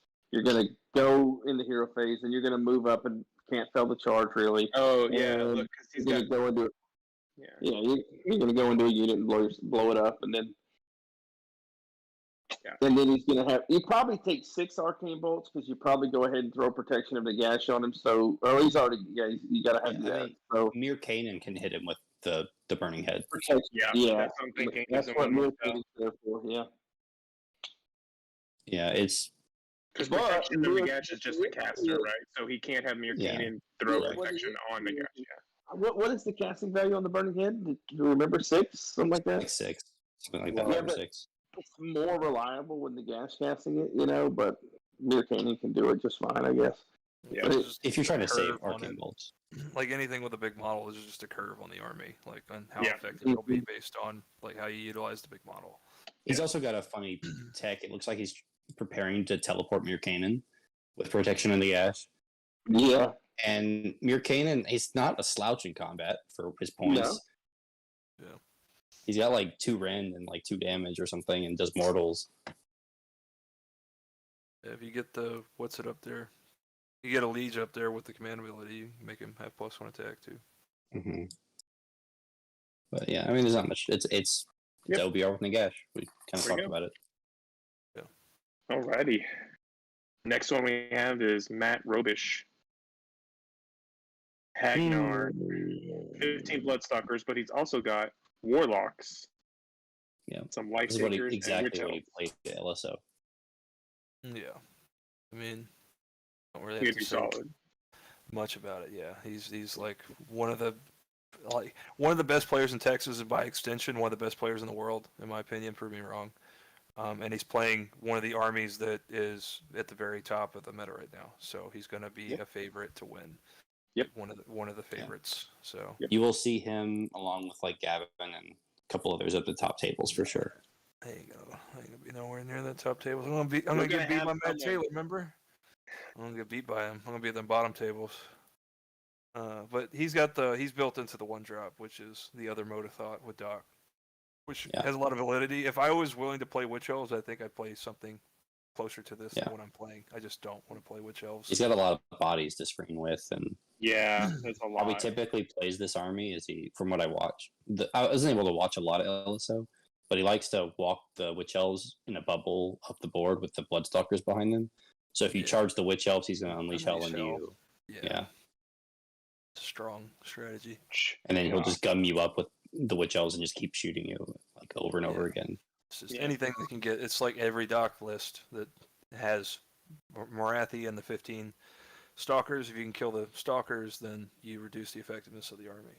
Yeah. So it's just, this is probably harder to get to the Stalkers than the other iterations that don't have Witch Elves, because the Witch Elves take up more space than what the other armies have in them. So he's a top contender for sure. Yeah. All right. Let's go to the next Matt. The second of 4. Renegar. Matthew Renegar. So this, we talked about it before, but this name, Matt, might have it's like the strongest subset name in 100%. You got Robish and Renegar, Matt Taylor and Renegar. Like, ooh. Dude, wait till I clone myself 56 times, dude. Yeah. The Matt meta is OP. Matt meta. Show. So with this one, and I know he's got a sweet ass model for his Prince Vordry as well. I won't spoil it in case he's keeping that secret or whatever. But it's gonna be awesome. It's the Creature Caster Necromancer Dragon. We already know. He's talked to us. Yeah. Well, he's talked about it in the Discord already. Yeah. I didn't see that. Okay. Yeah, but yeah, he's got the Blood Knights, Discord, Kyle. Seven Throne. I only have trigger set for you. It just notifies me every time you post. I'm sure. Like, do I delete it? Tag you every time I post too. Delete, and then I just repost over and over and over again. And eventually, you have kids and a wife, so eventually something's going to be more important than deleting my posts. So I win. But here's the rest of the Blood Knights. The ones that didn't get bought by that other guy, they got bought by Matt. So here they are. Yep, this would be cool. I mean, this is how Matt likes to play. He likes to play with those vampires because he was running with Legion of Blood. These vampire dragons of Vordry a long time ago, you know. So I think he's gonna enjoy playing this list for sure. Yeah, and it's got very defined strengths, which is winds up performing well in those upper to top tables. If you have defined strengths and not a lot of breakpoints, which this army doesn't, like, it's going to perform very consistently in the same way and be very hard to deal with. So there's going to be some armies that just don't deal with this army. Yeah, and it doesn't have any breakpoints to pick at, so it's very strong. 3 drops, all the good stuff, or dry. Agreed. Etc. Yep. Coven Throne with Blood Knights, good. But yeah. Which Matt is this? Matt Taylor's up. The worst Matt. Taylor. Oh. Weakest of the man that will beat Gavin. That's what I think. For sure. We talked about this earlier. But what's his difference from the other guy? Oh, he's got the Immortus Guard and he's got Anti-Stalkers. And take it back, Matt. You're fucked. And well, I'm so frozen. I'm so frozen by fear of this list that I can't actually comment on it. So go ahead. The Artificer's Blade is interesting on the Cavalos because he can get an extra attack and that gives him 3 Ren. Okay. It's just interesting. It's my initial reading of this list, it says that he wants to have fun, but I'm sure he's got some stuff he's doing with this that, you know, it's not like the Stalkers and Guard are bad with Catacrows. They're good. Well, he's got the linchpin. He's got, like, in all seriousness, he's got Catacross and Arcan, which gives you that really good grab bag of tools. And for all of my memeing, he's one of the best players in the state, and by extension in the world. So he's really playing the list very well, getting everything out of it, and then there's good tools here. Yeah. It's just it's awkward because there's no catapults and there's no harvesters. So it feels like he's missing a harvester, is what it feels like. Yeah. What's the cost of the harvester? They're what, 170? 215. Oh god. So they take up this Immortus Guard and Necro Polystalker slots. They did get better because they got the elite keyword, so they can self-issue. And then in Mortis Praetorian, if you absorb the charges with these units, they can self-issue the hit rerolls, and both of those units get a lot better when you reroll all hits. But against Doc, he's going to have trouble because I shoot. So it's unfortunate. Those units are so good, but it feels like you never have the points to actually utilize the army well around them. Yeah, the mandatory artifact for Petrifex is the blade. That's the mandatory artifact. Well, he's not playing Petrifex. This is Mortis Praetorians. No, Praetorians. Petrifex has the general. Is it the command ability that gives you 2 armor, and then it ignores wounds? God bone armor is the artifact. You ignore a wound per. Yeah, this blade gives you the 3 rend. Yeah. So. Yeah, and I'm sure that Matt's no problem, Andrew. I got you. And it's interesting that he didn't. Go ahead. He didn't choose the Liege as his general. So he didn't want that command trait, and what it really means is he doesn't want you to be able to easily get Slay the Warlord. Is what that says to me. Because if you make that Liege Cavalry, sure you get the extra points, but you don't really need. So this is a smart play to make. A lot of people would just jump and say, "Hey, command trait's free. I might as well make the Cavalist general." But it's especially the command trait for Praetorians is you add D3 relentless discipline points once per player. It was just trash. That's trash. So to keep your opponent from getting a battle tactic, because he's going to be playing all 5 rounds with this army, and so he's going to be eking out all those points. And if you make a mistake with it, Taylor's going to take advantage. For sure. So that one he thinks he's going to be playing all 5 turns. Yes. That small thing is a veteran move to me. But yeah, I mean, for sure, he's at the very top end of the players in Texas, so he's going to be making the correct decisions for sure. All right. And then the other thing that kind of stood out is weird to me is that he has one of these Mortek Guard in Battle Regiment instead of all of them in Hunters of the Heartland. That was kind of something that was weird to me. I guess because he didn't even need it to fill the Battle Regiment out, right? No. So I mean, 4 drops, I guess, puts him into a different bracket of drops than 5. He probably identified 5 as a breakpoint. Yep. I mean, that's what we talked about earlier, right? That is the breakpoint. So. But you're still rolling off with the 4 drops, so it's weird to me. I think I'd rather just have all of my Mortek and Hunters, but it's a preference, right? Yeah. Mm-hmm. I'd almost rather have the Stalkers or the Immortus Guard and Hunters. Right. Also that the 20s, the 20-man and the 2-3-man. Yeah. That's probably what I would want. But I'm sure he's got a reason. Yep. Yeah. All right. Well, the next Matthew makes me sad because he didn't turn in his list and hasn't been answering my emails. He's got a great club name. He's the Baby Seals Club. Baby Seals Club. Maybe I'll show up with something like the Undertaker or something awesome, dude. Yeah. So next, and then after that, we have another of the Table Park Boys, Michael Ortiz, with yet another OBR Petrifex list. Mm-hmm. I think this dude's he's one of the San Antonio fellas, isn't he? And Nagash. I think he's San Antonio or Austin, one of them. He's Nagash with a couple Stalker units. There's so little wounds. With a Bone-Tied Shrieker. Yeah. Oh, this one is the lowest actual wound count. Because this one, the other 2 were Zinch, they were a little bit lower. So this is the one with the lowest wound count of the entire tournament. Yeah. Well, I do like the Stalker. I mean, it's low wounds, but I like the Stalkers in there with Nagash. It gives you something else that they got to worry about that can punch. Stalkers can punch hard. And you can make Petrifex, you can make the Stalkers 3 rend, which is really good. 3 rend, yes. Mm-hmm. Mm-hmm. So 3 rend and 3 and 4 damage. It's nuts how much damage you can get out of that unit. Yeah, he's just going to be punching up the whole time. Nagash will help because Nagash is going to draw fire away from the Stalkers. But the Stalkers have a hard time getting where they want to be, I feel like. But that's probably what. If those Stalkers get to the juicy targets, if someone doesn't block them off and they're focusing too much on Nagash, that's going to determine who wins that game. I agree with that. What I've seen in the couple of little games that I've played with my OBR is I had plenty of Relentless Discipline. This list is not going to have plenty of Relentless Discipline, so you're going to have to pick and choose what moves and what doesn't move, and which command ability you're going to have access to, because you're just going to run out. Like, it's going to start out with 2, and I he's going almost to roll. wish that the Stalkers had 3 wounds each instead of 4, so you could bring them back. Mm-hmm. It feels like 4 wounds is a detriment. Yeah, Like, in a lot that's of always ways. felt about my Mortis card. Yeah, give me 4 in the unit and make them 3 wounds, or just don't give me 4 and make them 3 wounds. So yeah. Just bring their points down. Make them 3 wounds to bring their points down. Mm-hmm. 4 wounds just is an awkward number. I feel similar train of thought with the bigger dudes. What are they called?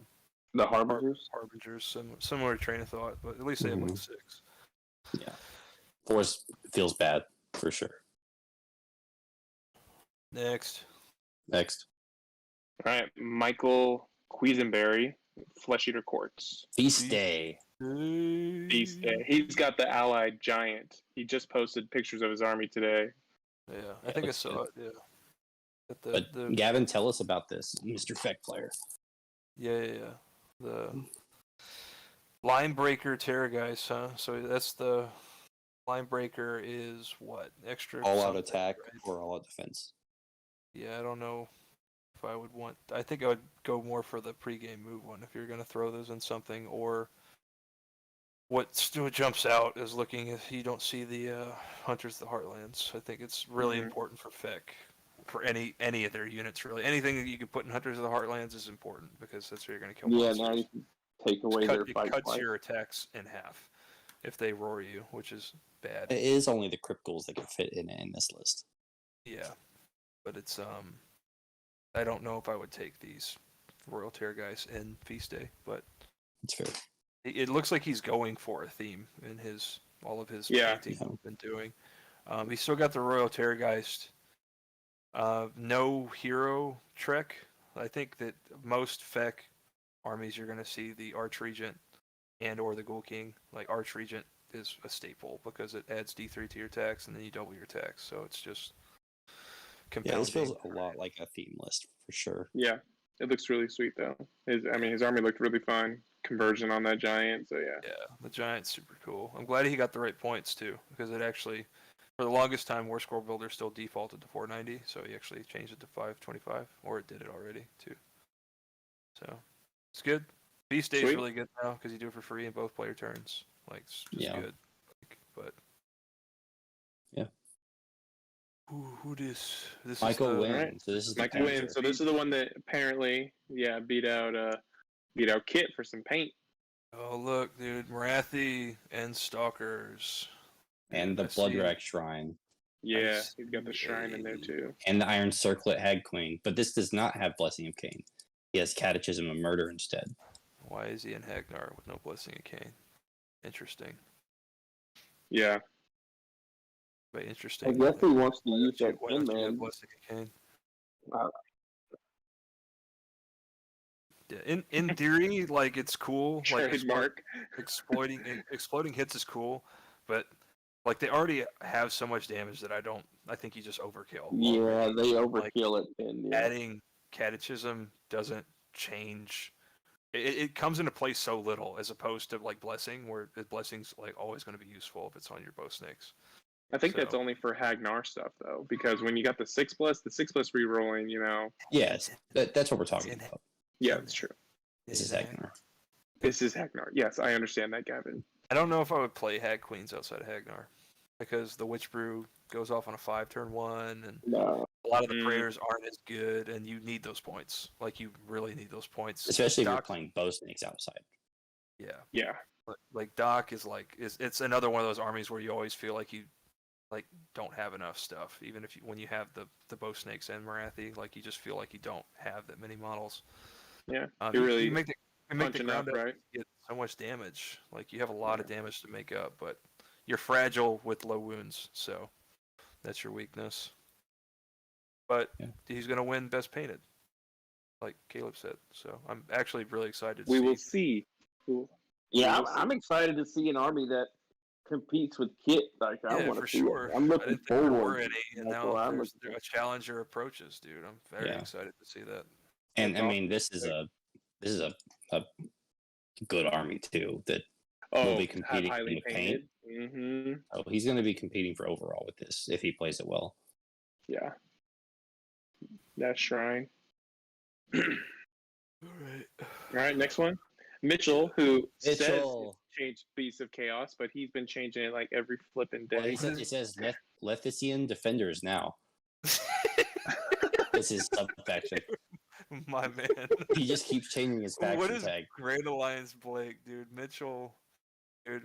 If you get I to think play it's the College Mitchell, Station dudes. just dude, he has one of the most unique senses of humor I've ever seen a human being have. But just go with it because he's one of the funniest dudes to play against and be around that I've ever encountered. Once you get over how strange it is, it's like watching what is that fucking one director that makes weird fucking movies that are off the wall. I don't remember Quentin his name, Tarantino. but Mitchell is that in our community, and he's he's a super good guy, and he's a good player too. But he might just not take the turn because he doesn't feel like winning. Like actually, it's kind of funny. No, yeah, he gave away the turn to Evan at the Rambe GP. He's like, yeah, I know I'll win if I take the turn, but you can have it. I don't want this game to be over. Yeah, that's Mitchell. Yeah, in 12 words or less, that's Mitchell. So Lethizian Defenders. Yeah, that's what he chose. But it's It's actually Deepkin. yeah. No, it's So Volturnos, Ifuthon. And he's he's with the flip not tide. doing flip tide. Yeah. Mm. The There's a lot of Eidolon. thralls, that's cool. Yeah, 20 thralls. Interesting. Ishlandguard, the Marty Reavers. Arcane Tome, Shark? Flaming Weapon. I think I like Cloud of Midnight still on the aspect of the storm over that combination, but it's interesting. It That lets makes him it take have like prize 4 close damage, terrain. right? Yeah, it's Yeah, crazy if high. he- Like if this he is gets it so. off, but- This is so like off brand for like this is my grudge game one. Like it's so off brand. I'm like I hope he beats you. probably does. My list sucks. We already talked about it. I hope Matt Taylor beats you. Thanks, dog. Then we could play each other and I can beat you again. Wes Anderson. That's that director. Yeah, that guy. That's Wes Anderson. Mitchell is the Wes Anderson of the Texas Age of Sigmar community. Well, what is this doing? Like, I don't know. What I this don't is even doing. think he knows. So good luck. I mean, he's gonna roll some dice, but I don't know. Wow. I mean, I get it. I don't know. I mean, I get some of it. Like He's gonna it's kill you with so. the Eidolon and Leviathan. Shit, he gonna kill me with it. He might kill his game 2 opponent with it. Arcane's gonna fucking swat them off the table. All right, who's next? Mondel Mondel Garcia. Garcia with his Mondel. Reichenhorst Condemned. Second best name right after Keyshawn. Mondel, second best name. What we got? Just a cluster of Night Haunt units. Yep. Yeah, And Kurda. he made sure, in case you didn't know his name was Mondel, he made sure to put player name in his list too. So Yeah. just so you know. A bunch of Night Haunt. Yeah, he's got a ton of Yeah, Night Haunt. It's interesting that he chose Indomitable because his bravery is 10. I know. Yeah. Maybe he thought it was inspired too. Yeah, maybe he did too. Yeah. Craven King steals your CP. Sucks. I hate it. Yeah. Soul Cage. Hate it. Pendant in the Fellwind makes his whole goddamn army fast. Hate it. Nighthaunt is in a really interesting position where I think they're actually a little bit better than advertised because of their perceived weaknesses in which they don't have monsters. Yeah. So they wind up like not bleeding points. And as long as they still have models, they play the objective really well. It's just when they run out of models. Yep. Against those armies, they struggle. But against a lot of armies, a lot of people are going away from heavy damage because of the way the game is structured. So Nighthaunt are kind of making a little bit of a resurgence, I think. Yeah, they play well. And if you don't have a ton of attacks, they play well into you. Yeah. If you're relying on like high rend, small numbers of attacks with high rend, like they're like, okay, I don't care. Yeah, they're the most matchup dependent army in the game, though. I think. That's true. Like, And you very easily go 4-1 with Nighthaunt. Very easily go like 2-3. Yeah. Yeah, it's very swingy and matchup dependent and Also a slot machine. like a wild card army for sure. Mhm. What next? right. Next, we have the other Leclaire brother, Patrick Leclaire, with his Fangs of Sotek with Go Trek and Crow. Rondo, dude. It's got what plants crave. Does he have? He's got Lord Croak and what did you say? Go Trek. Gotcha. Go Trek. Yeah. Terrible. Hate it. Double Battle Regiment. So 2-drop. Skanks. Also Star 60 Priest. Skanks. Double Yeah. Star Priest. No friends. Yeah. No new friends. That should be his plant name. No new friends. This is a strong list if he knows how to play it. Yeah, we'll see. Show. We'll see, because I do not know him, so. You could, so what he's trying to do here, it's not going to work super well because it's the -1 to hit, but he puts both 30 blocks of Skanks next to each other and Star Priest stabs both of them. And if you charge one, both of them shoot you. Because one shoots with Unleash Hell and the other one shoots with the Fangs of Sotek. And he just tries to mortal wound you down before you do damage. Yeah. Really good. Lots of tools, including a unkillable 4-foot tall midget. It's a pretty good tool, I hear. What next? All right, we got Philip Flug What the fuck with is that? last name? Stormcast. I think he's a Houston guy, so he's playing a Okay. bunch of the new Stormcast stuff. That's cool. Surprise. Yandrasta, you got some Vindicators, a few Annihilators. Lots of Vindictors and stuff. Mm-hmm. That's cool. Hopefully this. I haven't actually peeled the new book apart yet. I know it's available, but hopefully this new stuff is better than it was in the old book. It felt like it's kind of a mismatch because it's not. The old book is very clearly not written for the new units, so like you get this weird like almost like broken playstyle a little bit if you tech too hard into the new stuff. But Yeah. hopefully he has some success. I haven't seen This him, so hopefully he keeps Staunch coming out. Defender and all those things have a 3+ base. Yeah. So around that bubble, oh yeah, his is old Staunch Defender. So it's all 2+. in that bubble. Slow, and it gets eaten up by mortals. Yeah. Is what I see. Yeah. Well, the Annihilator's a good tech, so maybe he'll have success with it. 2-drop, everything's there to have success. Yep. Prove me wrong, Doug. What we got next? Piper, who didn't turn his list in. Then Yeah, Randall sure. Brasher, who is Same in one, the yeah. chat from Austin, playing KO. Oh, my man, Ooh. KO. What you got, Doug? I think You got this some is the... good. He knows This is what's very up. similar. Look Yeah, at this. this yeah. one... Dude. This one is flare what's up, pistol, dude. The Warp Lightning Vortex, and your little jank-ass core battalion that lets you pregame move your fly-high boats. Yeah, this is it's a good list, dog. This is probably up there with as good as you can make up KO.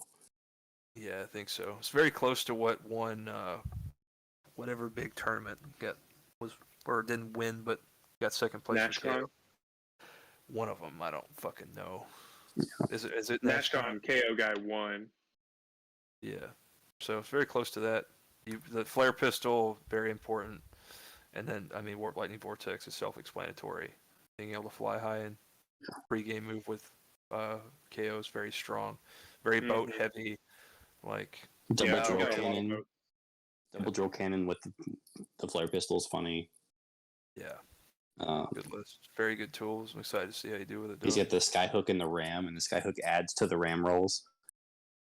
So it's a wild list. Yeah, it's That's Jeremy's cool. list from Old Town Throwdown. That makes sense. Yeah, I remember seeing a You lot just- of the You tech. just admitted Go ahead, that you Brian. just straight up copied Go it? ahead, Brian. Come on, man. All right, whatever. Now I got it out. You just straight up copied another dude's list, like off the Okay. internet.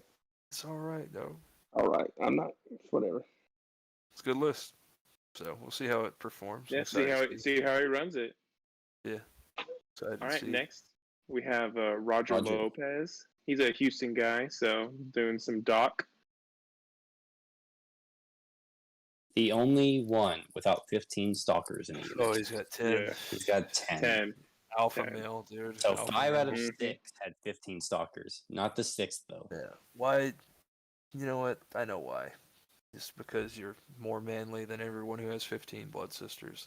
He doesn't need that to do well, is what he's I was saying. going to ask why You have it as a 10 blood crutch. sisters, why do you have 10 Blood Sisters instead of 15 Stalkers? But you know what, dude? I guess there's a points issue. So maybe that's what he's running into. There's a points crunch at the end, and he couldn't resolve that, so he resolved it by having 2 10-mans. Yeah. The Heart Renders are good tech. They feel like a luxury now in my list building because of the smaller board and the fact that you need to allocate those points elsewhere. But we'll see. If you use the Heart Renders well, they can be very effective. Yeah. I think having 2 of them is kind of a little bit much. I think 1 would have been fine for him, but it follows the old conventional wisdom of Doc in the first book, where you were like, I want 2, so 1 will succeed on the 4-up. Yeah. But it just feels like a lot of the time you don't have those points. Mm-hmm. I hate when I see a dock list with the ability to have Mirror Dance and Marathi, and it doesn't have Mirror Dance in favor of spells that I don't think are as valuable.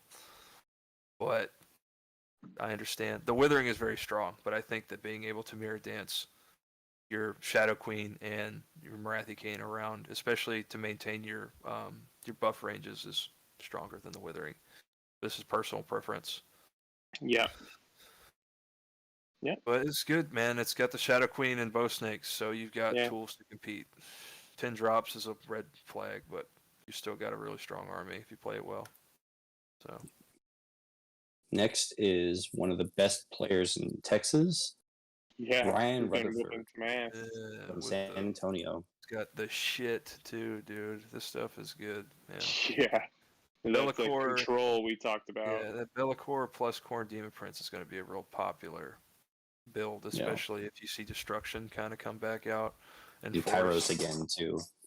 Yeah, that's going to be the counter to this. Might be just a little ahead of. It's like that meme. It's like you guys might not like. Your parents might not like this, but your kids are going to love it. Like that's what this list is, because there's not quite as much of a Destruction presence for there to be this much control. There's still a lot in the game that needs a DPS check that this army just doesn't produce very well. But if you get the right matchups, this army's brutal. Like that's a lot of that's kind of my perspective on it. One unfortunate thing is I wonder if he wrote this list before the changes, because the Life Swarm can no longer res horrors, and I don't know what else he's using the Life Swarm for. Yeah, it's healing on the bigger heroes, maybe. But it's got to be for just the big guys. It has to be now. I just wonder if he wrote it before when you could use it on horrors. Yeah, but 80 wounds is just not a lot, you know. Yeah. You're teched really heavy into control, and you don't have a lot of damage, and you don't have a lot of bodies. So, if there's not stuff that those tools pay a premium into, you're just going to be at a disadvantage against some armies. So. Yeah, I mean, because I don't know how this list would go up against some of those really high shooting with the Stalkers or, the Sentinels, He can shut them down for a turn with Bellacore. One turn, But he doesn't. But is he gonna do enough in that turn to make it worthwhile? Because then they just come back on 2. Yeah, exactly. And then he could still fail the roll. Like, it's just not exactly roll. So. Yeah. But very strong. If he gets the right matchups, he's gonna do very well with this. So. He's apparently a really fun guy to play. I've never actually played him, but heard great things and solid. Ryan says he was aware. He just says it's nice for healing the big boys. Yeah, for sure. He's next. He's on my list, dude. I want to grudge him at some point too. Yeah. We can't play each other. I'm tired of not playing all these people that are good at the game. I want to play all of them. Next we have Sergio. Yeah, I think he was in the chat earlier. He's from Cali. He's flying in. Oh shit, left coast Corsairs. You're gonna fly all the way to California to get your ass beat, huh? Perfect. He's playing Ideneth. And he's playing the Fliptide. Yeah. Yeah. This has actually got the tools to do some damage. The Fliptide with. I don't know if you want to. A lot of people like the aspect of the storm with the flaming weapon. I don't know if I like that combo more than some of the other things that the army has to offer, like maybe just a second turtle, but it's got good tools. Like there's everything here to be very successful in this tournament, I think. Yeah. The turtle with the 30 rears is funny. Yeah. giving him like +1 to hit, I believe. Yeah. So it's and then that turn 2 is going to be brutal because it's still the flip tide with no Volturnos. Does no one know that that's how the character works? Sad. That makes me sad too. Yeah, one day we'll see if people catch on and play Tied with Volturnos. Dude, maybe I'll just play it. Maybe Good you idea. need to. Yeah, you could just show everyone, bud. Yeah, dude. I need to be able to clone myself. That's what needs to happen. Then we could play all the armies we want to play finally. All the You time, can't yeah. clone yourself because then you'd never play. You would just argue with yourself in a corner forever. We'd all be on the same page. You haven't watched Invincible yet. You'd see exactly how that would go. Yeah. It would just be the same interactions that me and Zach have. Zach is just my clone with hair. But yeah. Yeah, dude. Deep Kent's gonna be good. It's very hard for people to deal with, mainly because a lot of people in Texas aren't used to playing it also. So it's got that going for it too. What's next here? So next we have Spencer Miller from Austin playing Fangs of Mhm. Sotek. Things. Is there a dude? Croak. Yeah. Croak with the It's okay. Troglodyte. So he's going to be trying to Mm. board wide bomb. That boy, an amulet also on the Trog. Interesting. Hand of Glory. very Troglodyte. good. Yeah. So the interesting rule here is Also, Razor Dons instead of Sally's, dude. Yeah. I like Yeah. Croak can cast his bombs through the Trog and anywhere on the map. So Yeah. he's going to teleport that Troglodyte around and just bomb from Croak off the Trog. Nice. Yeah, So it'll it's basically survive. like Croaknado.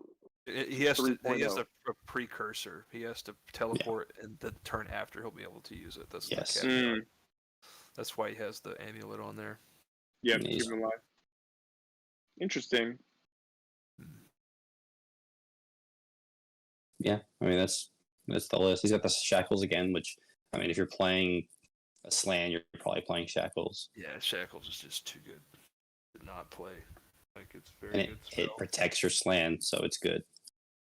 Yeah, protects you. It ties up people in the middle of the board, and you're very shooting based in Seraphon. So it's like World War I tactics, where you lay out the barbed wire and just shoot people when they run into it.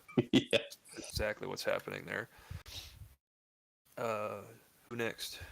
Next we have Sydney Burgess with their Gloom Spike kit. Mm-hmm. Someone else She's a who's kind of Houston girl. been around the community for a long time and finally made it out to some Mhm. tournaments. Yeah, I think she paints really well too, if I'm not mistaken. she does. and very hobby driven. So you've got the Manglers and She got You gotta- 20 squig hoppers in a unit. yeah, dude, you got the really themed for just a really strong theme. It's not optimized for tournament play. Yeah. It's just got a really good collection of models, very similar collection of models that I think Kyle had at Masters, whenever that happened. Yeah, she's got kind of a little bit of everything. Yeah. She's been practicing. She hasn't played 3.0. She last played Sigmar like back when the General's Handbook first came out, and so she heard this tournament was happening, and so she joined. And she's been playing TJ to practice, and TJ's been like beating the brakes off her. Perfect. TJ finally found someone he can beat. Speaking of TJ, he's our next one. Giants. So what you got? Playing Giants. Yeah, next. Yeah. Another one. TJ Good wasn't luck, next. It was TJ. Tanner Lewis. Oh, yeah. Oh, Tanner Lewis. my bad. Maggot King. On BCP, it's different. Gotcha. Yep. I'm on BCP, so I don't know which one. Wanderers. Oh, sorry. On the app. Oh, gotcha. Ooh, Sloppity Bile Piper. How come they gonna let your mama be in a Sigmar list, Brian? Yeah. Why? So one funny thing about this list is He's got Yeah. Sigvald as he's an ally. allying Sigvald into Nurgle. Interesting. Ooh, perfect. He's gonna move 6 inches a turn. Optimal. I already hate this list. 11 drops. He's He's got got Festus the Leech Lord. What is this, dude? A Wither save on a Bile Piper. It is. I mean, Which it's isn't bad. like so bad that it's almost good in a lot of ways because you have like the Plague Bearers and the Great and Clean one with the last GIF or Endless GIF. Like, it's got some got weird tools. tools, but it's like Yeah. it's just a fucking mess. Also, It's not- So, Not optimized, but yeah, it's like a hot mess with good tools. So He we'll at least see if what it does. Sigvald will be slow, but at least he can run up behind Plague Bears. Yeah, Yeah. I mean, so I guess I do something on turn 3, maybe. Like, that's cool. In my head, that's what happens. It's just Yeah, well, that's what happens. Yeah, yeah. that's just what happens. With all those plague bears, you might not even get to turn 3. So, what we got next? JTJ. JTJ, and the next army he's gonna kill, Zinch. Shit, Already dude. killed. Well, already killed. Yeah, this one's Yeah. already Honest war He's gamer already told said me it was everyone- good, dog. Yeah, everyone needs to know. He said he's playing dragons and Stormcast next. So So don't if buy you're it. wanting them because Hell they're going to be yeah. strong, Hell don't buy yeah. them. It's strictly Brian wanted to narrative play now. that too. He's gonna kill that too, Brian. He's coming I after just you. won't play it. I got a million armies. I don't care. For those who somehow don't know, JTJ has the kiss of death. Every time he gets an army, it dies. Yeah, Gets thrown into the ground. terrible. Well, let's clarify.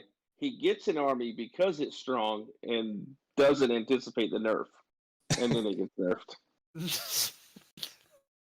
That's my boy, Really JTJ. good guy. This We'll is the shout out guy. his shit too. We'll shout out his channel, which is like 50 times bigger than this one, dude. He's got the thing Oh, that's dude. it's in there Yeah. that shit. And he actually, like, no shit, provides a lot of really good content, Quality especially for content. beginners. Like, he does really good Yeah, way better deep than us. dives into content. Yeah. We're just Stuff like a that's shit actually poster. organized, not just us talking shit. We just talk shit. This is that's what this is. But I think people realize that by now. Yeah. Yo, this is shit posting, dude. Like,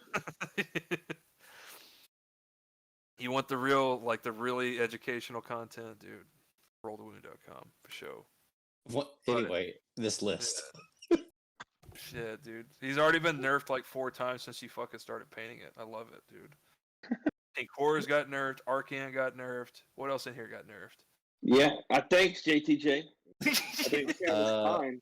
Oh, you fucking yeah, guys. Sorcerer Lord. Oracular Visions got nerfed. Yeah. Yes. Fuck. Can you not stack it anymore? Is that what happened? No, you can stack it, but No, but it used to be the reroll. it used to be a reroll saves, and he got it changed to plus. Oh, perfect. Okay. Well. Yeah, it'll be good if you can auto Slayer King stuff. I hear that's okay. Yeah. Oh, with his 3 units of pinks though, he's adding 120 wounds to that. Terrible. I think that puts him just over the other one as the highest wound count actually. This is a solid ass list. Like, I mean, it's the one that's running rampant through Europe. It's the reason that Archeon is going to be 1,200 points in the next 6 months. This fucking list is the reason that my big model ain't going to be playable again. I know. I'm taking him out to Austin, and then it's probably going to be dead Yeah, once we get Hammerfest points in and I'm December. Yeah. Yeah. That's okay. Don't be so glum, chum. It's okay. Oh, yeah. This is the one, right? Yeah. Yeah. Was it? How similar was it like this? Oh, We've been Oh, talking so long, okay. my legs have fallen asleep twice. I think Zach's frozen. Unless that's just his face now. No, that's Yeah, it. his face forever. Yeah, he's frozen. That's the face of someone who thinks that inspired is something else that it's actually not. He's dude. totaling Right up there. all the he's totaling up all the nerfs that happened to this list already, and what else will come. That's exactly All what his right. face looked like before he looked the rule up. Oh gone. no, he's No more gone. memes. He's What's probably next? coming back. All right, we got right. Thomas Bailey. Stormcast Boy, Eternals. dude. This is his first tournament. He played Thomas. Be gentle. And Thomas, have fun, dog. The Stormcast. It's Stormcast. Is a lot of new stuff. It's going to be a lot better in the new book. Mhm. But it's good enough in the old book too. I think. I mean, Yeah. he's running Gabriel Surcharge with the old, Annihilators, like the last Annihilators. run. Yeah. Yeah. So they're gonna be on a 4, and then a few units will be on a 6. So Yeah. Just play it for what it is. It's like a nice starter army with some limitations. Just don't expect too much. Just get your feet wet, dog. You'll have a new book Mhm. for the next tournament you play. And I'm really happy that you're actually playing. Like, no shit. Like, actually happy you finally made it out to a GD, dog. Been talking about it for a while, so that's great, man. yeah. All right, got 2 more. Trevor Work running God. Nighthawk. Yeah, we're skipping TJ. Yeah, I don't want to talk about another fucking generic. No, we already Giants. talked about it. We just said Giants, then that was it. Yeah, Yep, Giants. That's all we Move need to say is Giants. Yep. Oh, Trevor with his Nighthaunt. He plays this a lot. Plays it well. It's got all the same strengths that we kind of outlined already in Nighthaunt. Yeah. And he's played it so long, he knows it through and through. You know. Yeah. Yeah. Sure. And he's got that with the Cruciator now because like that's been like his new addition with it. He's done a lot better, and the new Terminexus I think is much better now as well. Yeah. Shoot. But should be a good time. Yeah. He's a regular at all our Houston stuff. So. Oh yeah. One of the OGs, as you would say. He is. He's also one of the Hangover Heroes guys. And the last dude. Last one, Zeomar. Is this the best name in the whole thing, dude? Zeomar. I think so. I think Zeomar. And it's funny, the people you voted as the best names all signed up like within the past like week. Keyshawn, Zeomar. Zeomar, and Mondale. Yeah. What's he got? He's got Feck. Does he got the shit? Let's see. He's got the Arc Regent. Like, Royal Terrorgeist good. Uport go. Mhm. Yeah. So he's got the full track of extra attacks. Oh. And then he's got Crypt Flares. Crypt Flares in there with all those ghouls, and then a Royal Terrorgeist. Yeah. Okay. No Hunters of the Heartland though. Sad. Yeah, Warlord's it's just got the Warlord. Yeah. It's not bad. Thermal Robe. Oh, Brian's gone too. Sad. Artifact. Yeah. Maybe it's. I mean, yeah. My headphones are about to die, so. Yeah, that's like. We've been doing this for way too long. Do we even have anyone watching at this point? We've got 16 Oh troopers. yeah. Oh, troopers for sure. You guys, Nice. you 16, y'all's the homies for sure. Yeah. Nah. But yeah, Flesh Shooter Courts, and he's got Indomitable. I wonder if he thinks it's inspired also. He's got Bravery 10. He doesn't need that. But yeah, dude, Feck, it'll be fun. It's a slot army. Yeah. Or slot, or I don't know what the fuck. I can't make words anymore. I've been talking for 4 hours. I'm sorry. Yeah, I think we might be near the end. Yeah, so that's the end, dog. That's 81 lists. We got Yeah. 81 of them shits. I didn't think we could do it in one thing. I'm very surprised that we did it all Who you tonight. got? Right? Who you got, Gavin? Oh God. Top What do you five. tell me to shut up for? Who's gonna win? Andrew? Who's gonna win? Not me. Matt Taylor. Give me Give me a top 3. Give me a top 3. Who's taking home a hammer? Who do I think? Robish. Oh God. Who else up in this bitch? Ooh. I think Rutherford's a dark horse. Techless. No. I think. Nah, Robish I is think just, those as far as hardest player are and going to get army, cut out. like army and player. Like I think that's one of the better combinations you're gonna find in here. And then I think Brandon Sullivan is actually going to do really well. No one really knows about Brandon Sullivan for some reason, but I think y'all will. I think one of these Seraphon players is going to be up in there. It's hard to pick which one, because I feel like a lot of those guys are real similar, like very skilled with armies that are very similar. So I think just one of them is going to keep pushed up into that top 3 by default. Okay. Brian's going to get the wooden spoon. I'm going to get the bronze spoon. So I'll be 80 and he'll be 81. Yeah. Yeah, I'm here for Right. a trophy, dog. I don't care which one it is. No, he can't talk anymore. This is perfect. I love this. Can y'all not hear me? No, we can hear you. I got you. I can't. Let me refresh. No, you can't. I can hear him.